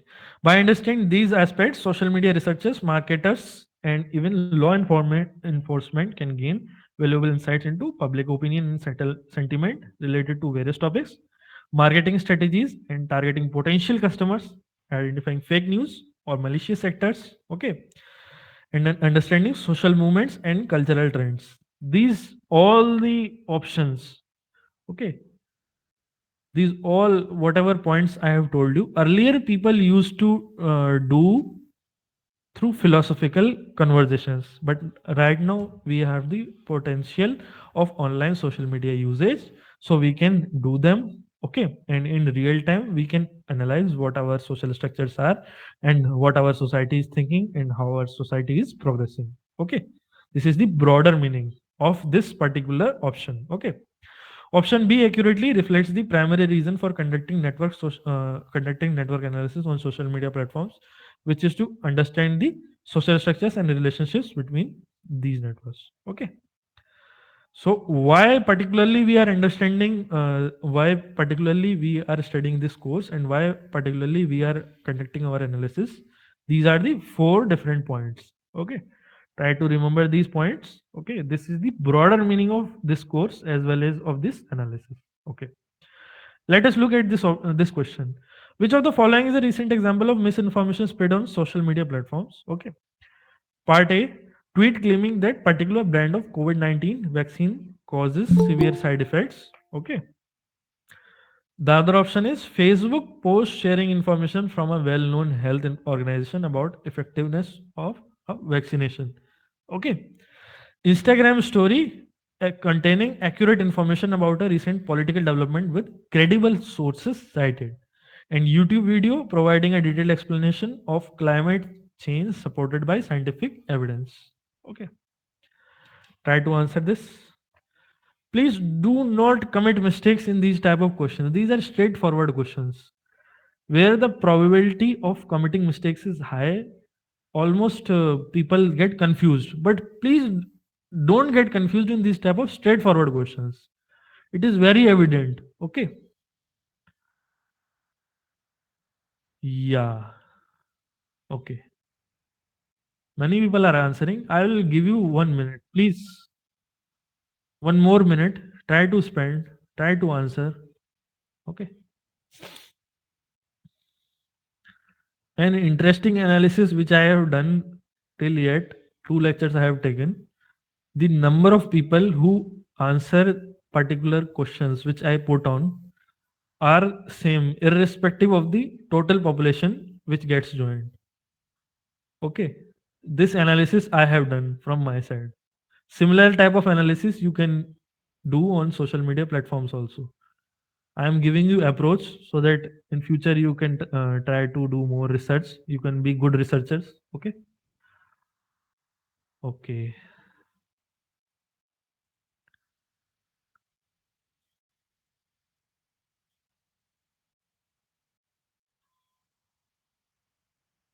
Sai Kiran, try to answer. TQ means I think thank you. Okay, okay. Try to answer also. In response of your thank you, I am saying welcome. Okay, okay. Now you have given option. Good.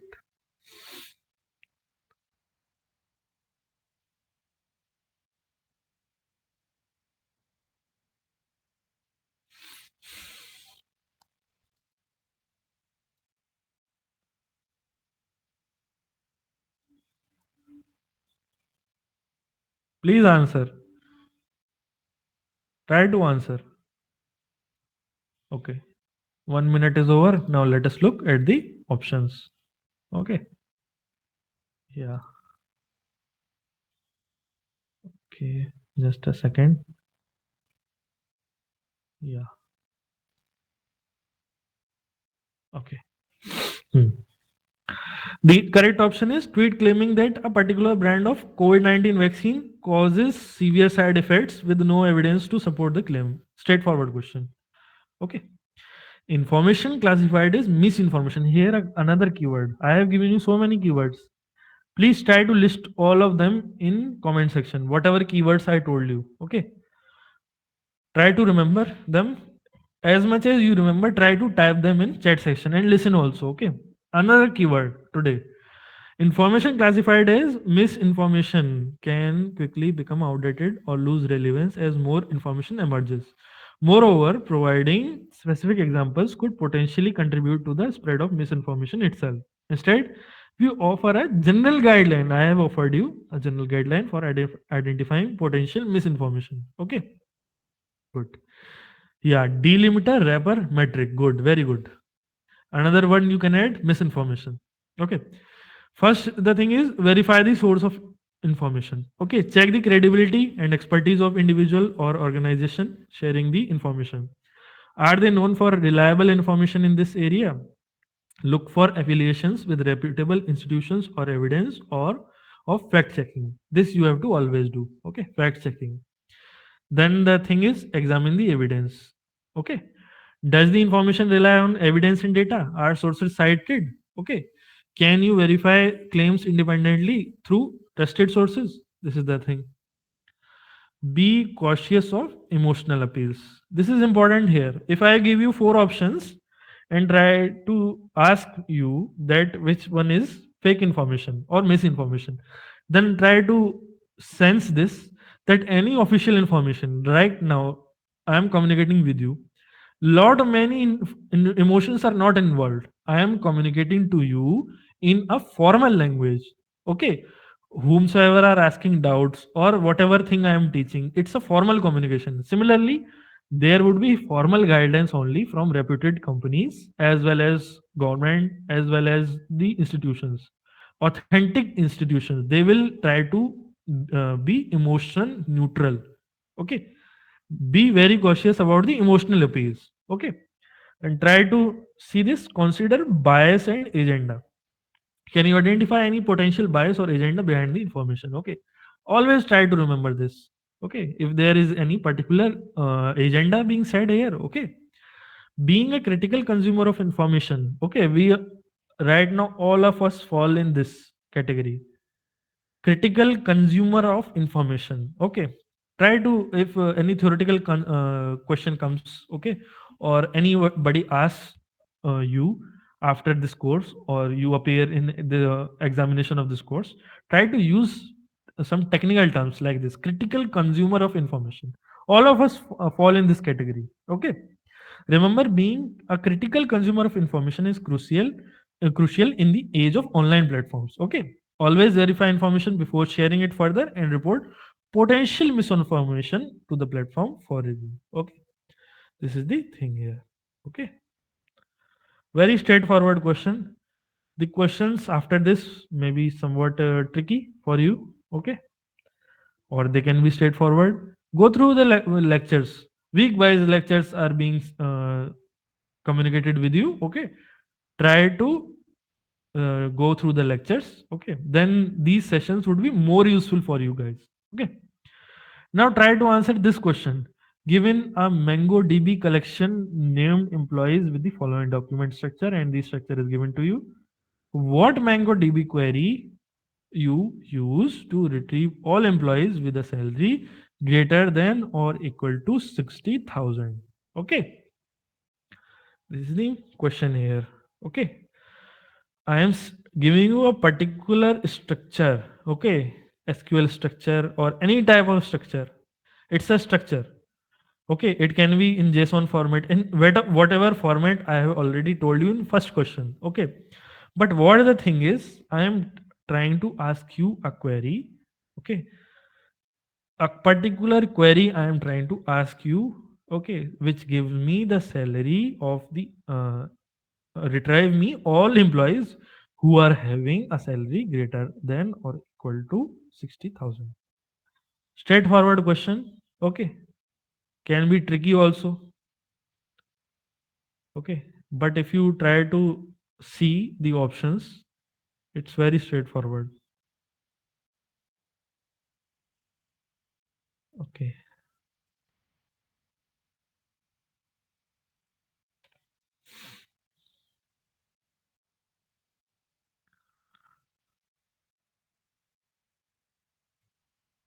please try to answer. Take your time. I am not in a hurry. Please take enough time. Try to read all the options. Okay. Okay.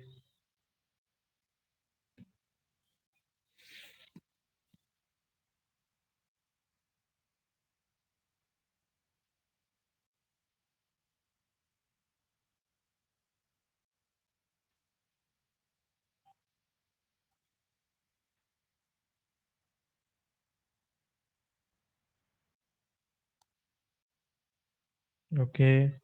People are asking. People are answering. They are saying A. Okay. C also has come. Okay. Good. Okay.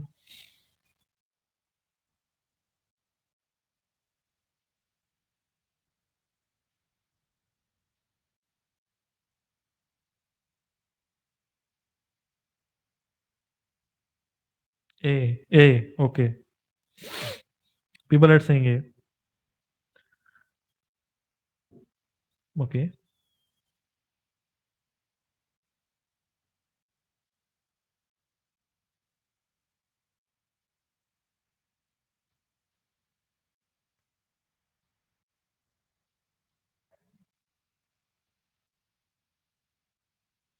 Okay. Please answer. Whomsoever have joined, please answer.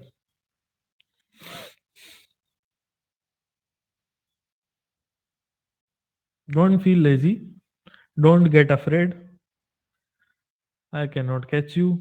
I already have told you. I will not catch you in offline class also. I want people to learn new things. Okay. Yeah.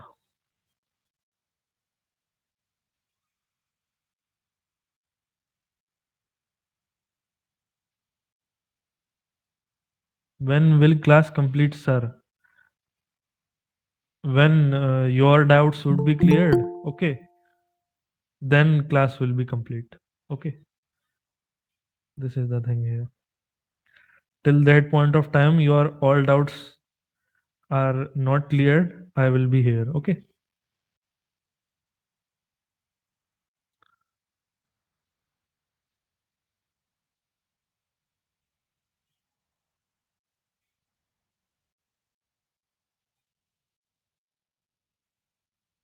A sir give LinkedIn. Okay. I will try to give you LinkedIn account. Next class, please join. I will try to give you my LinkedIn account. There is no issue.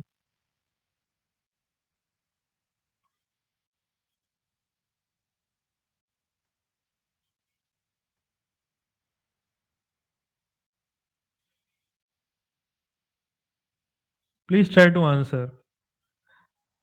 I am extending the session so that more and more people can answer.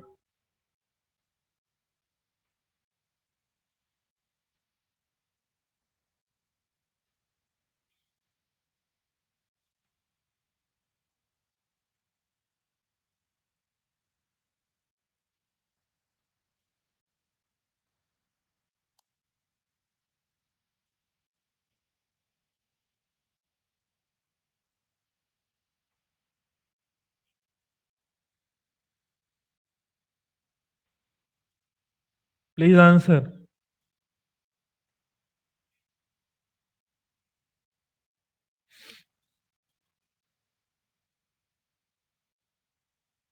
Okay. Let us look. What is the correct option? It's first db.employees.find salary, and with the attribute salary I have put curly braces, and with this dollar sign I have written GTE and colon and 60,000. GTE here stands for greater than or equal to. This is very simple. GT in second option, all the options are having this dollar after whatever the dollar sign, the keyword is there. Okay, this is only different here. Okay, GTE here stands for greater than or equal to. Okay, and GT is greater than. Okay, LTE less than or equal to, and LT is less than. Okay, this is the thing here. Okay, this all the options I have told you. Okay, try to be with me. Okay, okay. Now let us look what is the explanation here. The correct query to retrieve all employees with a salary greater than or equal to is this option, db.employees.find, and then in inverted commas you have to write salary, then you have to write colon, then you have to write in curly braces dollar sign, then GTE colon 60,000. Okay, this code has to be used with caution. Okay, here's a breakdown of the query. db.employees.find. Okay, this part initiates a find operation on the employees collection. Okay, with the employees collection, I am initiating a find operation. Okay, the another part of it is inverted commas. Okay, then salary, and then in curly braces I have written with dollar sign GTE, then 60,000. This is the query filter. Okay, the first part, okay, the first option which was there, the first part was the find operation. Okay, it's a keyword. Okay, the other part was query filter. Okay, okay, that specifies the documents to retrieve. Okay, then salary targets the salary field within each document. Okay, then with dollar sign GTE 60,000, okay, applies greater than or equal to, okay, operator to the salary field, ensuring only documents within a salary value of 60,000 or higher are returned. Okay, other options. Okay, the second option, it says it will give you output salary strictly greater than 60,000. Okay, not exactly with a salary of 60,000. Okay, this is the meaning here. ठीक?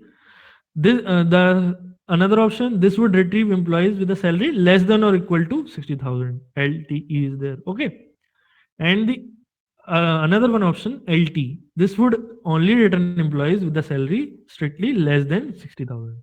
Okay, this is the meaning here of all the options. Okay, let me save this for you. Okay, this is the thing here. Okay, yeah.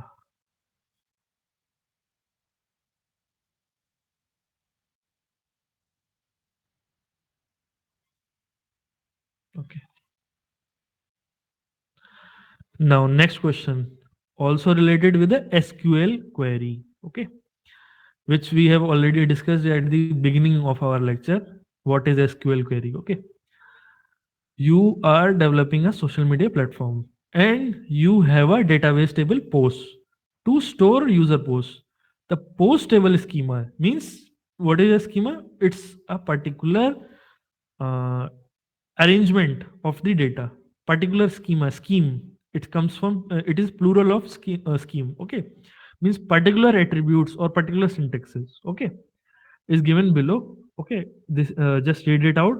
Now you want to retrieve the 5 most recent posts made by a specific user with the user ID 12345, and now you have to tell me which SQL query you would use, and 4 options are there in front of you. Okay, try to answer this question. First read the question, then try to answer it. Okay,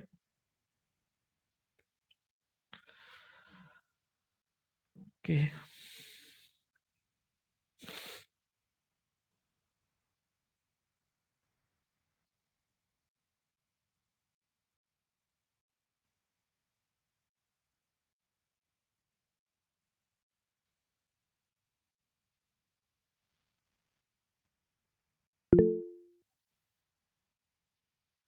please answer it.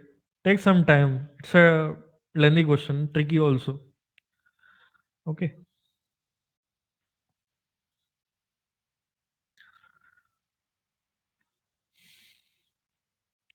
If your friends also are have joined this course, you can tell them to join this live interactive session also. They can clear their doubts also. Okay, this is the thing here. Or else you can share the Google Sheet with them.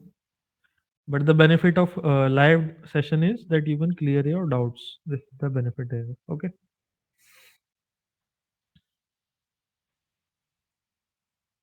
take your time. Okay, 2 3 minutes you take.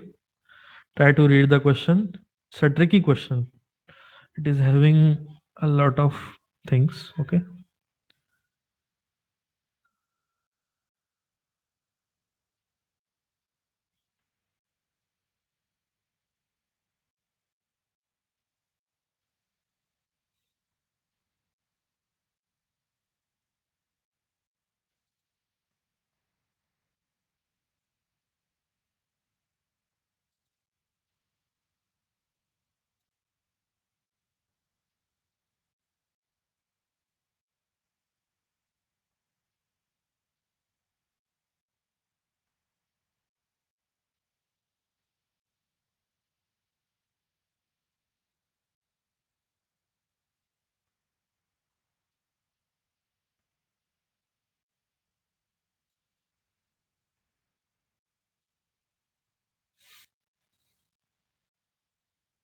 Mhm.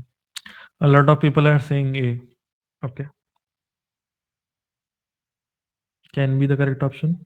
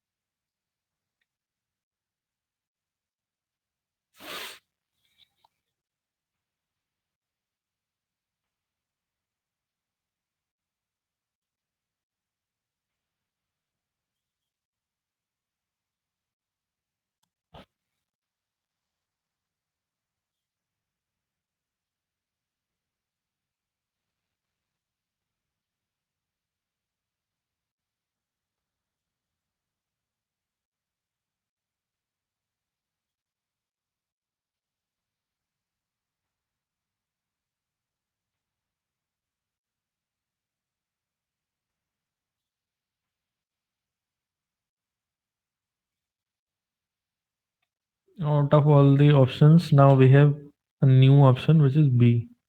Okay,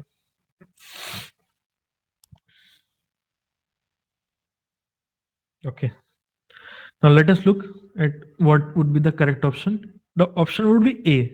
Okay. Now I will tell you why it would be A only. Okay. The correct SQL query to retrieve the five most recent posts made by the user ID 12345 is this: select star from post where user ID equal to 12345, order by post date and DESC limit 5. Okay. What is the breakdown of this whole code? Select star from post. Okay, this part selects all the columns. Okay, means whenever I am using asterisk I am using, the meaning is that I'm not telling you the SQL to select a particular column or a particular row. Okay, I am telling it so that you can select all the parts, all the columns. Okay, this is the meaning here. Okay, where user ID equal to 1 2 3 4 5, this filters the results to include the posts which are made with a particular user ID. This is the second point. Okay, order by post date and DESC. Okay, means decreasing. This arrange the posts in decreasing order, descending order, based on their post date column, ensuring the most recent posts appear first. Okay, this is the breakdown here. Okay, I will highlight it for you people simultaneously. Okay, first option, first part, then second part, then third part. Okay, this one. Okay, then it is limit 5. Okay, we are restricting the output only to record to include 5 records. Okay, effectively returning the 5 most recent posts. Okay, why other options are incorrect? Select star from post where user ID equal to 12345, order post, order by post ID DESC limit 5. Okay, ordering by post ID might not reflect the post creation order. Okay, it should be post date. Okay, select star from post where user ID equal to 12345, order by post date ASC limit 5. Using ASC would retrieve the older post first, means DESC descending, ASC is ascending. Okay, then the other option is select star from post where user ID equal to 12345, order post by post ID ASC limit 5. This suffers from both issues mentioned above. Okay, incorrect ordering by post ID and ascending order instead of descending. Okay, this is why all other options are incorrect. Okay, only one option would be correct, which is the first one. Okay, clear? Any doubts? Any doubts? Yeah, yeah, you can ask. You can unmute yourself. Ask. So just out of the box talk. So in case Yeah. if this was an MSQ, like multi-select option, is it fair that we could choose the second option also? Mm, no, you Did, cannot. Okay. Why you cannot? I will just tell you. Okay. What I am saying in this particular question, you are developing a social media and you are database table posts to store user posts. Okay. and post schema I have already created. Now you want to retrieve the five most recent posts. If you will go by an attribute, what is the difference between first option and second option? Is this post ID only? Okay, post ID. If I will go by post ID, not necessarily my ID is being created in alphabetical order or in the order in which a particular user is creating a post. Okay, it might not be like roll number wise. Okay, means order might not be 1 2 3 4 like this. Randomly post IDs are created. That is why I am not using that. I am using post date. Means I am going by that timestamp, particular timestamp. I am not going by that post ID. Okay, am I clear? Okay, so it's not right that we assume, because generally the pattern is that it is automatically generated. Yeah, So I yeah, just yeah. wanted to make sure the assumption is right or wrong. Okay, okay, okay, okay. Thank you. Sir, voice is repeating while we are talking. Okay. Please be with me. Okay. I cannot resolve this issue alone. Please try to be with me. Okay. This is a very important question. Okay. Last question for the day. After this, I will give you two more questions. Okay. Be with me. They would be very short questions, but this question will summarize our whole session. So this question is the crux summary. Whomsoever have joined late, please try to answer this question. Try to listen the explanation of this question. This question is very important. Okay, it's the summary. What is the Facebook Graph API? As discussed in lecture? An API that provides access to a user's Facebook friend list, an API that allows developers to create and manage Facebook pages, an API that enables developers to integrate Facebook login into their applications for user authentication, an API that provides access to a wide range of user data, interactions, and connections on Facebook. Please try to answer. Okay, take your time. There is no hurry. Please take your time. Okay.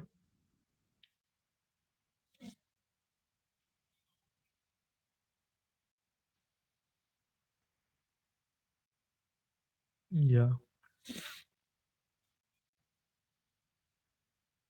People are saying D.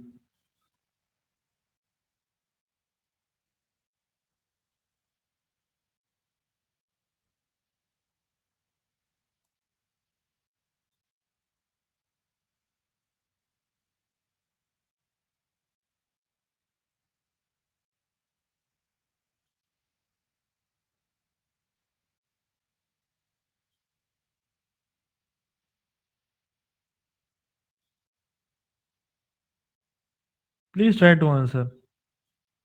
Take your time. Okay. It's a very important question. Actually, the thing is, I have provided the explanation in great detail. I will walk you through. Okay. And it's important also. I will summarize the whole session here. Okay.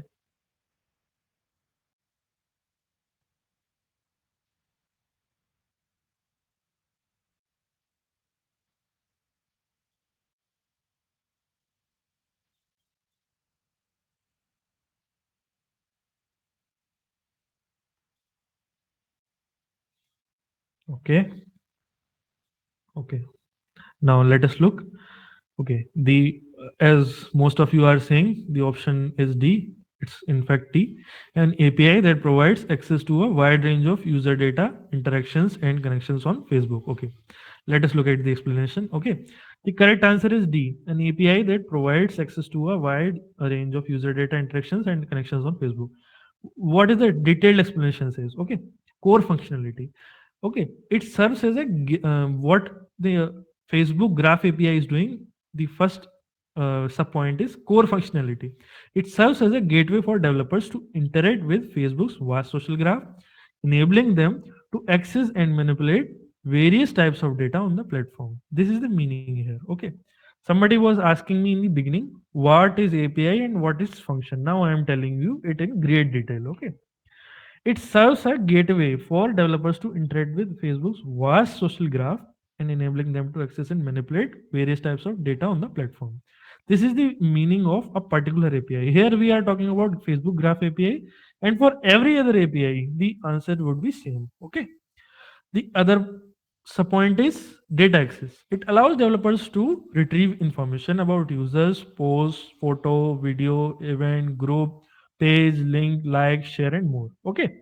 This enables them to build applications that integrate with Facebook's feature and data. Okay. The other subpoint is interactions. It also supports actions like creating posts, uploading photos, managing events, sending messages, and more, allowing developers to create interactive experiences within their apps. This is the meaning here. Okay. Already in great detail, I have told you, but I have summarized here. Please try to read again and again. Okay. These options would be very useful for you guys. Okay. Other option, subpoint connections. It enables developers to explore relationships between entities on Facebook, such as friends, followers, group members, page likes, providing insights into social networks and interactions. Okay. Key points. Let us look at that. Structured data. Okay. The thing is just like JSON file format. The Facebook graph API represents data in a structured format, often using JSON, okay, making it easy for developers to parse and integrate into their applications. This already I have talked about in great detail. I have listed these points for you guys. Okay. Parsing, I have already told you. It is the method of translating code into machine language to investigate the appropriate syntax of the code. This is the meaning of parsing. Whenever we are developing an app, okay, the first thing which after writing the code is done is parsing only. Okay, before the Gradle wrapper is executed, and the other functionalities get executed later on, and the final part is the development of APK file, or for iOS the supported file format. Okay, this is the meaning here. Okay, the another subpoint is authentication. Developers must obtain authorized access tokens. This is what in the beginning you all were a bit confused. This is the authorized access tokens. Okay, authentication which we have to obtain. Okay, from users to access their data and perform actions on their behalf, ensuring privacy and control. Okay, now the another thing was rate limits. Okay, Facebook imposes rate limits to prevent abuse and ensure platform stability. So developers must manage their API calls accordingly. Okay. The other option is evolving features. Okay. Graph API is constantly evolving. Okay. New features and endpoints being added or deprecated. The meaning of deprecated is removing the redundant features. Okay, requiring developers to stay updated with changes. Okay, common use cases are building social media integrations into apps and websites. The use cases of using all of these APIs remain same here only. Okay, building social media integrations into apps and websites. Another option is analyzing social media data for research or for marketing purposes. Okay, then the other application part is creating custom social experiences within apps. Okay. And the other option is managing Facebook pages and groups programmatically. You can try that. Okay. And the another part is developing chatbots for Messenger. Okay. Chatbots bots have got multiple uses nowadays. Okay. Ranging from marketing, ranging from information spread, ranging from research and development. Okay, you can also try to develop some chatbots if you have time. Nowadays, several apps are available on Google Play Store. You can just download them. You can provide the information, means in question answer format. Then using natural language processing, the thing is that the chatbot gets created automatically. Okay, this is the meaning here. In conclusion, the Facebook Graph API unlocks a rich set of social data and interactions, empowering developers to build innovative applications and experiences that leverage the power of this platform. Okay, this is the application part of a particular API where I can use that particular API. What are the features? What are the core functionalities which we have in that particular API? Okay, let me just save this for you. Okay. Oh yeah. Okay. Here is a more information about Facebook Graph API. Okay, what are the key features? Let us look at them. Structure. It would be a key feature for every API. Okay, it is based on means not the exact same feature. not the exact same structure, but I am saying that the key features would be these. For any API, like structure, it would have another structure. Like Reddit would be having another structure. Another option is endpoints, then authentication, then permissions, then rate limit, then versioning. These are the key features applicable for any API. Here we are discussing about Graph API, Facebook Graph API. Okay. What are the structure of this? It is based on graph model, means it is based on graph theory. How it represents entities like users, posts, pages as nodes, and connections between them are represented as edges. Okay, enabling exploration of relationships. This is the meaning of structure here. That is why we are saying it as graph API. Okay. Another thing is endpoint. Okay, it provides specific URLs to access different types of data and perform actions, forming the basis of API calls. Okay, this is the meaning of endpoint. Okay, means the meaning here is we are providing specific universal resource locator, means we are creating specific links to access a specific data types. Remember in that question, option number two, were creating some specific URL. So that is being talked upon here. Okay. It was regarding Reddit, but here I am linking that particular question, that particular methodology with this. Okay. Forming the basis for API calls. You have to create a URL and then you have to create the basis for initiating a particular API call. Okay. Then the authentication. Already I have told you it is authentication 2.0 for secure access. It is industry standard. Okay, for securing access to user data and requiring user consent and providing access tokens for authorized apps. Okay.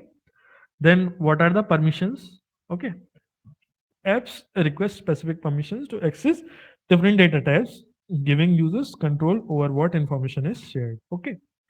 Another option is rate limits. Okay, enforces limits on API calls to protect platform stability and prevent abuse, requiring developers to manage usage. This is the meaning here of rate limit. Already multiple times I have explained you.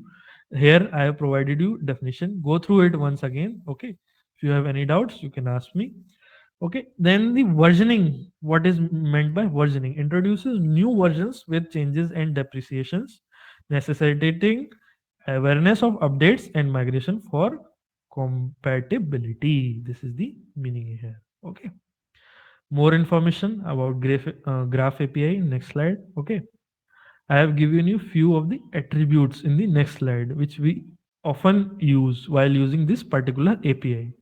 Okay, you can go through that list and try to comprehend what you can get through it. Okay, like slash me slash user id slash page id slash post slash photos events groups feed like comment search, particularly how we are creating a particular endpoint and we want to access particular type of information. Okay, what are the actions? Like posting content, okay, uploading photos, creating events, managing groups and pages, and sending messages. Okay, this is the meaning here. Okay, now let us look at the use cases. How are we further using it? For social login, for apps and websites, social media analytics and research. This is nowadays trending. Social media analytics and research. This in the research field, this thing is important nowadays. Okay, social media analytics and research. Okay, nowadays the thing is online versioning of things is increasing day by day. Okay, so whatever the marketing, whatever the research, whatever the development, or whatever the information is getting, it is getting spread through social media. So what we do in research, we try to analyze that and we try to implement certain things so that we can further enhance the user experience, as well as in order to provide us the feedback so that we can increase the comprehensibility as well as the access of the information. Okay, building custom social features within the apps. Nowadays you all are aware about it. Nowadays new features are emerging day by day. Okay, managing social media content and interactions programmatically, developing chatbots and virtual assistants for messenger. Okay, now I will provide you specific steps how you can use that. Okay, use that particular API. For using an API, you have to create a developer account. For Facebook, you have to create Facebook developer account. For Reddit, same Reddit developer account. Then register your app, and you have to obtain an app and app secret. Remember, in that question particularly, you were asking that what is client ID, client user ID, client and another ID. Okay, these all are obtained while registration. Okay, then you have to implement this authentication 2.0 to flow to obtain user access tokens. Okay, user access tokens means I am the particular user and I have to verify my status using the password as well as my authentication tokens. Okay, it's an industry standard protocol for authorization. It focuses on client developer simplicity while providing specific authorization flows for web applications, desktop applications, mobile phones, and living room devices. This is the thing here. Authentication 2.0. What is the meaning? I have given you. Okay, then you have to use the Graph API Explorer to test the API calls and explore the data. Whenever you will be making a call, it will give you a particular data would be transmitted to you back, and then you have to explore the data. This is the meaning here. Okay. Integrate the API calls into your app using SDK. Okay, SDK is a particular keyword, software development kit or HTTP request. Either there are two ways. Okay, that particular question, try to remember it. Question number 3 or 4. Go back to the slides whenever lecture ends. Okay, try to revise these slides. Then you will get a further more enhanced idea. I told you about two options. In the second option, HTTP request was being used, and in a similar fashion, you can try to embed the particular API call in your own SDK also.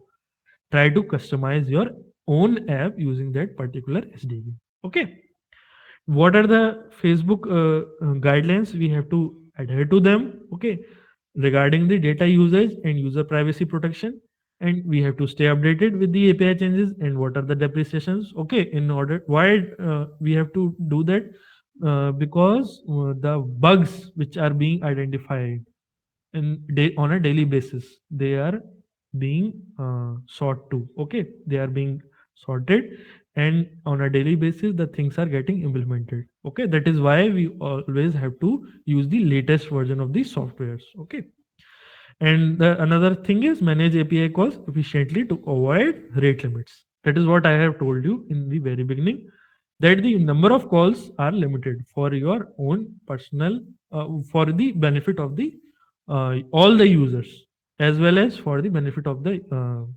that particular platform, for the security of the platform, for the privacy of the platform. The rate limit or the call limits are limited here. Okay, this is the meaning here. If you are having any particular doubt here in this question, please ask. Okay, please ask whatever doubts you are having, try to clear them. Okay, read this last question slides multiple times. Okay, it will give you a good idea. Okay, any doubts? Any doubts? Then we can proceed to some practical applications. Okay, in short, I will tell you. Any doubts, anybody? Rita was saying no, sir. Any doubts, anybody? If you have any doubt, please try to see through these slides once again. Particularly this particular question. Okay, it is the summary. That is why I have put it in the end. In the beginning, I wanted you to have more curiosity. Okay, people tend to learn more through question and answers. That is why I wanted you to ask me as much as possible.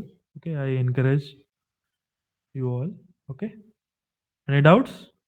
No doubt. Okay, then just another two questions I will try to give you. Okay. Okay, this one is over. Yeah, this is related with the practical aspects of this course. Okay, in every class at the end I will give you two or three questions you have to solve. Okay, and this is related with the practical implications of whatever we are teaching, we are learning from theory classes. Okay, So just don't get afraid from this whole code. Just try to answer this very uh, basic question. And I am telling you, I have written the answer in the question itself, so that your fear of attempting coding questions, it gets disappeared. Okay. What the question says, what will be the output of this code include? What will the output of this code include? What will it include? Okay, means I have given a particular code. Okay, what will be its output? Option A is list of all user IDs for both following and followers. Option B is a comparison of the most common locations in both lists with percentages. Option C is a plot of geographical distribution of users following. Okay. And option D is a detailed analysis of each user's profile information. Please go through the code thoroughly. Okay. Before answering, please go through the code carefully. It is written here only. Okay. Okay. Actually, if I remove the comments, then it becomes difficult to you. Okay. But actually, here people are uh, Python users are of different levels. Okay. All the users are there.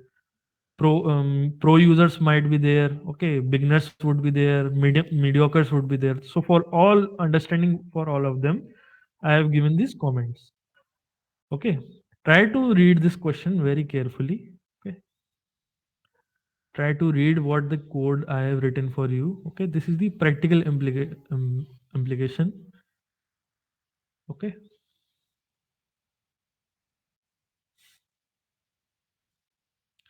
please, I will give you 2 3 more minutes. I will just come back. Okay, till then, read the entire code. It will give you a full confidence on Python. Okay, if you can solve this much tricky question, then in examination you will not face any difficulty. That is my meaning. This is my intent here. Okay.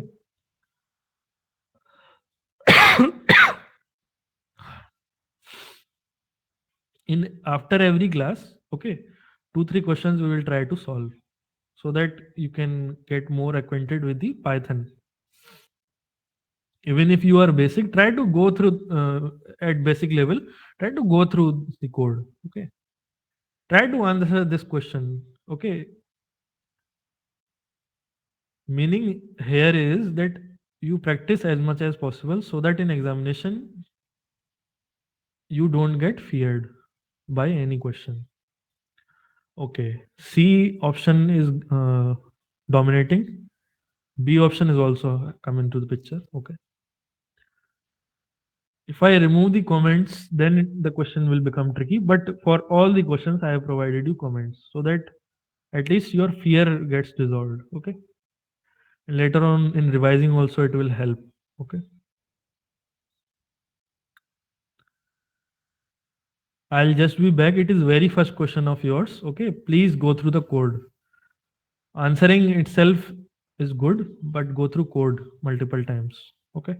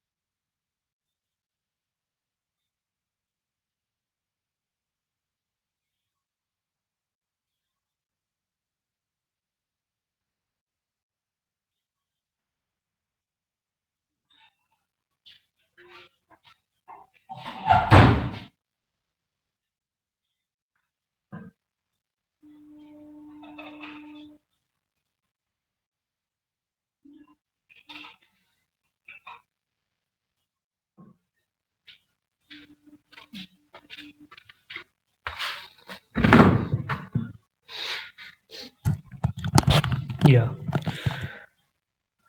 Okay. Okay. Okay. Now let us look. What is the option? It's B. A comparison of the most common locations in both lists with percentages. Okay. This is the meaning here. Okay. Comparison of the most common locations in both lists with percentages. Why? The code would be iterating through users following and followers lists, extracting location data and storing it in separate lists. Then it uses corrections counter to count occurrences of each location in both lists. Finally, it prints the top 5 most locations for both following and followers along with their percentages. Okay, this is the meaning here. Okay, so I think I have chosen a wrong option here. Okay, it would be C. It is not B. I will correct in this slide. Okay, it would be C. It would be not B. Yeah, you all are right. Whomsoever are saying C, they are correct. Okay, this is the meaning here. Okay, going through code once more. It is in this line here. You can see print comparison of most common locations between following and followers. Okay, this is the thing here. It is reflected in option number C. Okay, with the geographical distribution. Okay, with the location only, we have tagged what are following and what are followers. Okay, this is the option here. Option would be option C. I'm sorry for this here, this mistake here. Option would be C. I will correct it and we will see. Okay. Whomsoever were saying C, they were correct. Okay. Yeah. In this, let us come to the second question. Okay. What potential security concern does this code address? A. Identifying unused app permissions to improve privacy. Then part B. Detecting malware disguised as legitimate Facebook apps. Part C is analyzing the effectiveness of targeted advertising campaigns. And part D is monitoring friend activity and interactions on Facebook. This is the thing. Yeah, but sir, isn't it comparing the location of followers and following, which is in option B? Okay, let us see. Okay, print comparison of the most common locations between following and followers. I'll go through the code once again, but try to answer this question because this first question is from week 3. Let us go through some question which is from week 2. Okay, I will explain you each and every line of it. Okay, don't worry. We will see. It will be B. It would be A. It would be CD, like we used to do. Okay, we will go through it. Okay, try to answer this question. It is from week 2 only. That is why I am sharing this with you. What potential security concern does this code address? Part A, identifying unused app permissions to improve privacy. Okay, detecting malware disguised as legitimate Facebook apps. Part C is analyzing the effectiveness of targeted advertising campaigns. And part D, monitoring friend activity and interactions on Facebook. Okay. See, I will go through options with you. Okay, I will go through the code with you. First is importing Facebook. We have to install it. Okay, first part, first thing done. Then we have to create our access token. Then we have to call our Graph API. Okay, then we have to have the permissions. Then we have to analyze and categorize the permissions. Like read permissions, I have to create an empty array. Write permissions and the other permissions. And now in this looping format for permission in permissions, if permission data status equal to granted, okay, then I will read it. Okay, then I will append the name in it. Then I will type write in it. Then I will append. Okay, in another if else format, all the permissions are being sought to. Okay, then what I am saying, print read permissions granted, and then I am joining it with read permissions. Then print write permissions granted, I'm joining it with write permissions. Then I am saying print other permissions granted, and I am saying other permissions granted. Okay, good. So what would be the correct option? Part A only. Identifying unused app permissions to improve privacy. Okay. How? Let us see. This code focuses on users' privacy by categorizing Facebook app permissions granted to them. Analyzing granted, read, and write permissions helps users understand the potential data access and manipulation capabilities of the apps they have authorized. This raises awareness about potentially oversharing personal information or granting unnecessary access to sensitive data. Therefore, the answer would be A, identifying unused app permissions to improve privacy. Okay. Facebook API is being taught in this week lecture only. Okay. That is why I have put a question. I have raised a question from you. Okay. Now let us look if this one is clear. Any doubt in this one? Any doubt? If any doubt in this one is there, then we'll go back to our first question. Okay. I will analyze all the options for you. It's straightforward. B cannot be option. Okay. C cannot be option. D cannot be option. So only one option would be there. Answering the question is easy, but understanding the code is difficult. That is why I put the whole code in front of you. Okay. So that you can analyze this code, you can see what are the practical implications of the things which are being taught to you. Okay. Is this clear? Anybody would like to say it is clear or not? Okay. One person is saying clear. Rest all, please try to say. You can unmute also. Not many people are there. Yes, no. Okay. More person is saying. Okay, okay. Three people are saying. Four. Okay. Okay. Clear? Four people are saying clear. What is the status of rest people? Clear, not clear, in between? Yes, Can sir, you say clear. it? Okay, okay, clear. Good. Okay, let us look at this question once again. Actually, some confusion was there at my end also, at your end also. Okay. What will be the output of this code include? A list of all user IDs for both following and followers, a comparison of the most common locations in both lists with percentages. Okay. And the C part is a plot of geographical distribution of users following, and part D is a detailed analysis of each user's profile information. What it is doing? It is regarding Twitter API. You will learn about this in this particular week 3. Okay, learn about this question in particular week 3. Twitter API. Okay. Now what we are doing? First we are importing. Then we are importing TweetPy. Okay. Then what we are doing? We are authenticating using this authorization handle. Then similar step like Facebook, we are creating token, we are creating API. Okay. Then we are what we are doing? We are getting user and friend list. Okay. Then again we are creating empty list like following locations and follower locations. Okay. Then what we are doing? We are getting location data for each user ID in the following and follower list. How? We are going through all the friends of a particular user ID. Okay. And what we are doing? We are getting locations. We are getting friend list. Okay. Then another similarly for following also. Okay. And now what we are doing? We are counting the occurrences of each location in both the lists. Okay. How many what are the occurrences of a particular location in each location of the following locations as well as follower locations also. Okay. Then what we are printing comparison of most common locations between following and followers. See, it is saying print top locations for users following. Okay. And we are converting it into percentage also. See this thing I will try to highlight. Okay. It will give you idea regarding the syntax, particular syntax also. Try to see this. Print location count. Okay. Round length following locations multiplied by 100. Okay. This is the thing here. And similarly, what we are doing, we are printing it for users, followers also. Okay.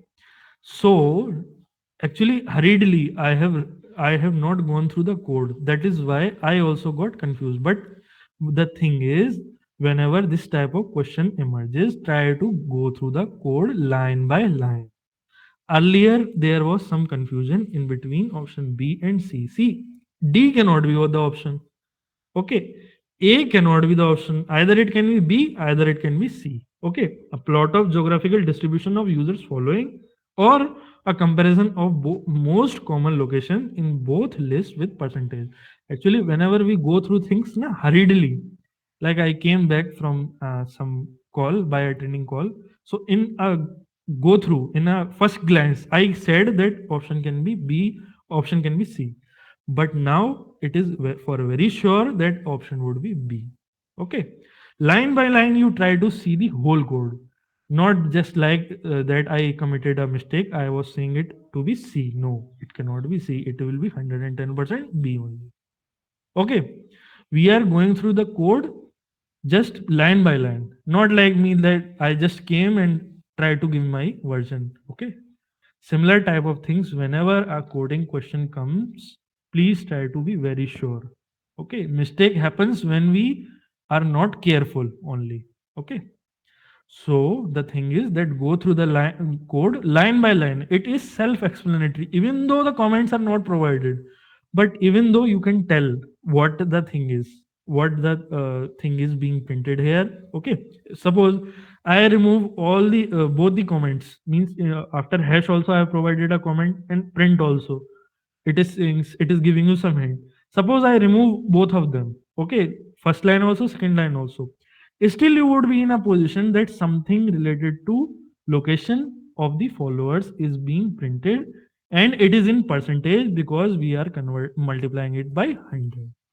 Okay, and after that I have put 2 means up to 2 decimal places. This is the meaning here. Okay, so this is the thing.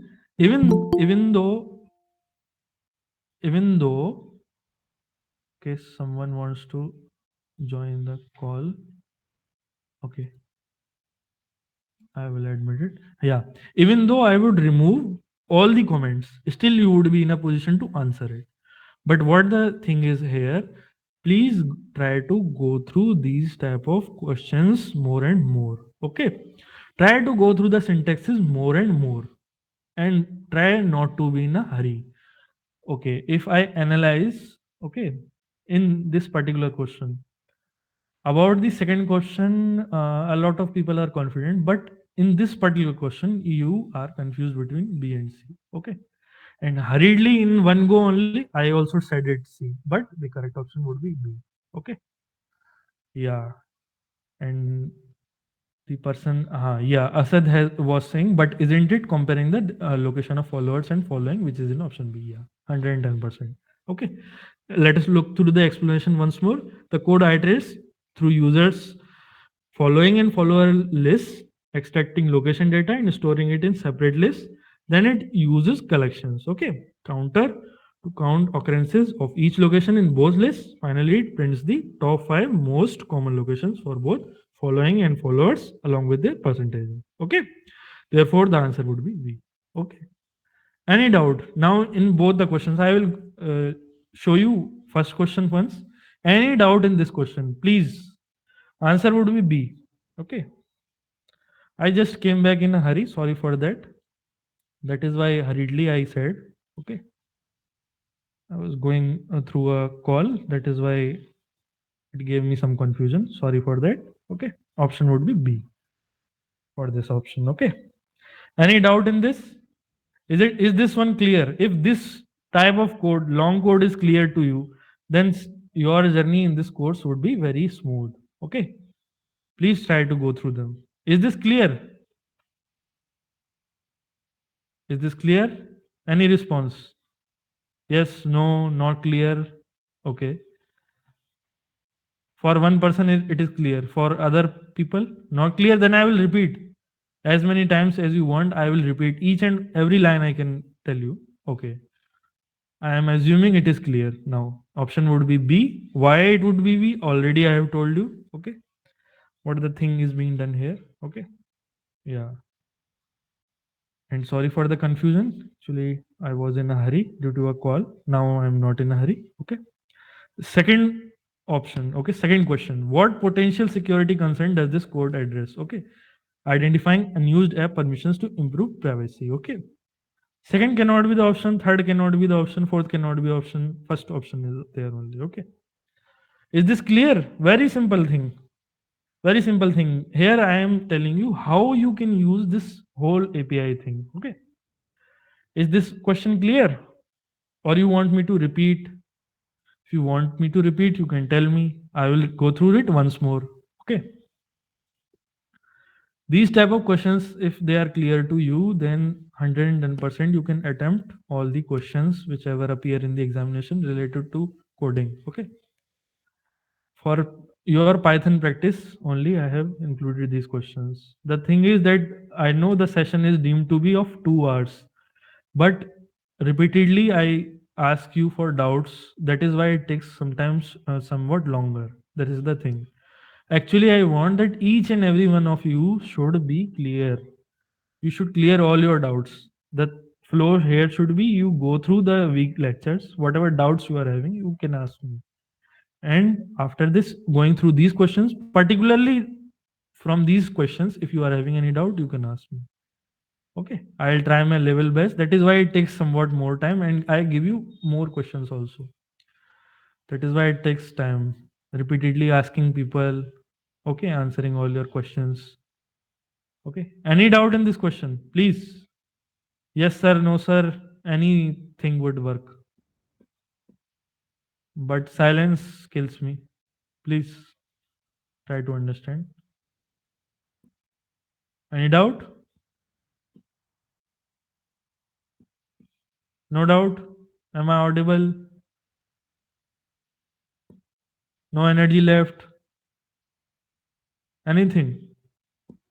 Or I am speaking alone? You can also speak. Sir, we're typing in the chat box Okay, because okay, the okay. voice is echoing. Okay, okay, okay, okay. Very sorry, very sorry. Okay, okay. People are asking, okay, okay. No, sir, no doubt. No, sir. Thank you very much. Okay, okay, okay, okay. Sir, would the comments be provided if such questions will be asked in exams? I don't know, but generally, no. If the questions would be inclusive of the comments, then it would be very easy to answer. That is why generally comments are not provided. I tell you my story of my 12th examination CBSE board. The language, programming language was C++. Okay. In that question paper, not a single comment you can find. And whatever the help would have been there, it was surely eliminated so that we can get some real question as well as real answers. Okay. This I have given for you guys. Repeatedly, I am telling you. Okay. And sorry, I was not looking at the comment section. Okay. Okay. All clear. Yes, sir. All clear. Any doubt? You can type also. Now I'm looking at the comment section.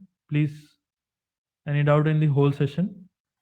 You can ask me. I am here for 5 more minutes. Then we can kindly leave. Okay. Okay.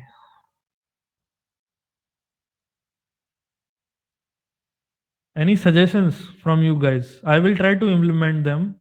Still, a lot more sessions are left for this particular course. From next time, we can try to answer the practical based questions without comment. Then we can try with comments. No. Actually, the thing here is, I already told you, all the users are there. Like beginners, intermediate, and pro. All users are there. For the ease of access of all of them, I have provided you. You are thinking to try it without comments. I know, but some people might get scared also while looking at this whole long of code. Na? Okay, that's why for all the users, I have done this. Yeah, yeah, your suggestion was there. I know it. I have created this whole PPT like that, like everyone should understand. Okay, that is why I have provided to you. The fear of questions should be removed first. Then we can go to the technicalities. Okay. Later on, I will give you more advanced questions without comments also, but let us practice first. Okay. This is the thing here. Okay. Okay. Any more suggestions? I will be there for 5 more minutes. After that, we may kindly leave. Okay. Any doubts regarding your academic career also, or anything you want to ask me, you can ask me. Okay. Repeatedly, I say also, I wait for your this thing also, doubts also. because this is the online help which you can have.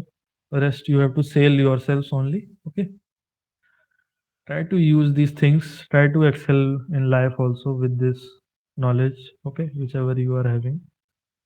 Okay, may I know what particular level of education are you at? Means, are you at undergrad, postgrad, or PhD, or any idea about it? Means, what courses are you pursuing? Okay, okay. Undergrads. One person is saying, Ritav is saying undergrads. Doing masters. Okay. Asad is saying he's doing masters. Okay. UG. Okay. Postgrad. Okay. Good. MCA. Good. Okay. That is why I have put comments, because I don't know. Na? Undergrad people might find it difficult. For postgrad people, it would be just a fun question. That is the thing here. Okay. Okay. Do well, revise these ppts. Okay, I will put them in that Google sheet only. You can save that link of the Google sheet. I will give you once more.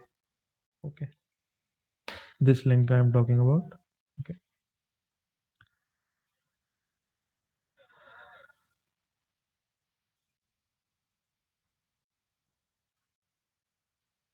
any suggestions, any interactions you would like to perform regarding your career, or regarding this system of education, regarding this course? You can talk to me. Okay,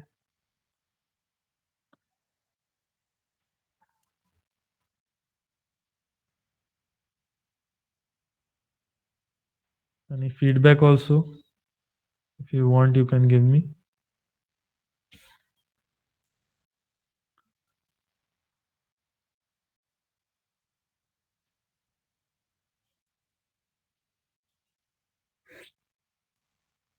Okay, you enjoyed the class. Okay, I want this only, that you enjoy, you people learn. Okay, that is why I extend, always extend. In earlier session also I extended it for some time, for 45 minutes. Now it is 1 hour. But my point is that I should clear all your doubts. After this class, you should not have any doubts regarding the content which has been taught in week 2. That is my effort. Okay. Yeah. It was an interesting class. Thank you so much. If you enjoy learning, I also enjoy teaching, and I also learn with you guys.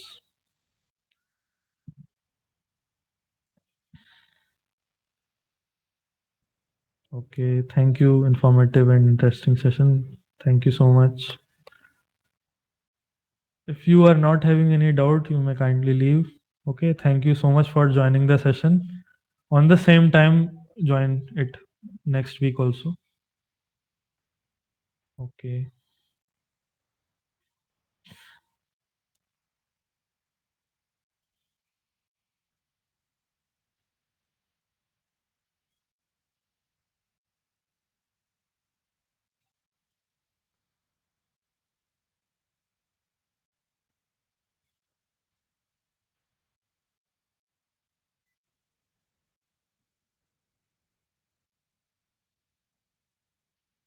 Thank you all. You are saying thank you, sir. I am saying thank you all. Okay. Okay. Thank you, everyone. Let's end the session here. Okay.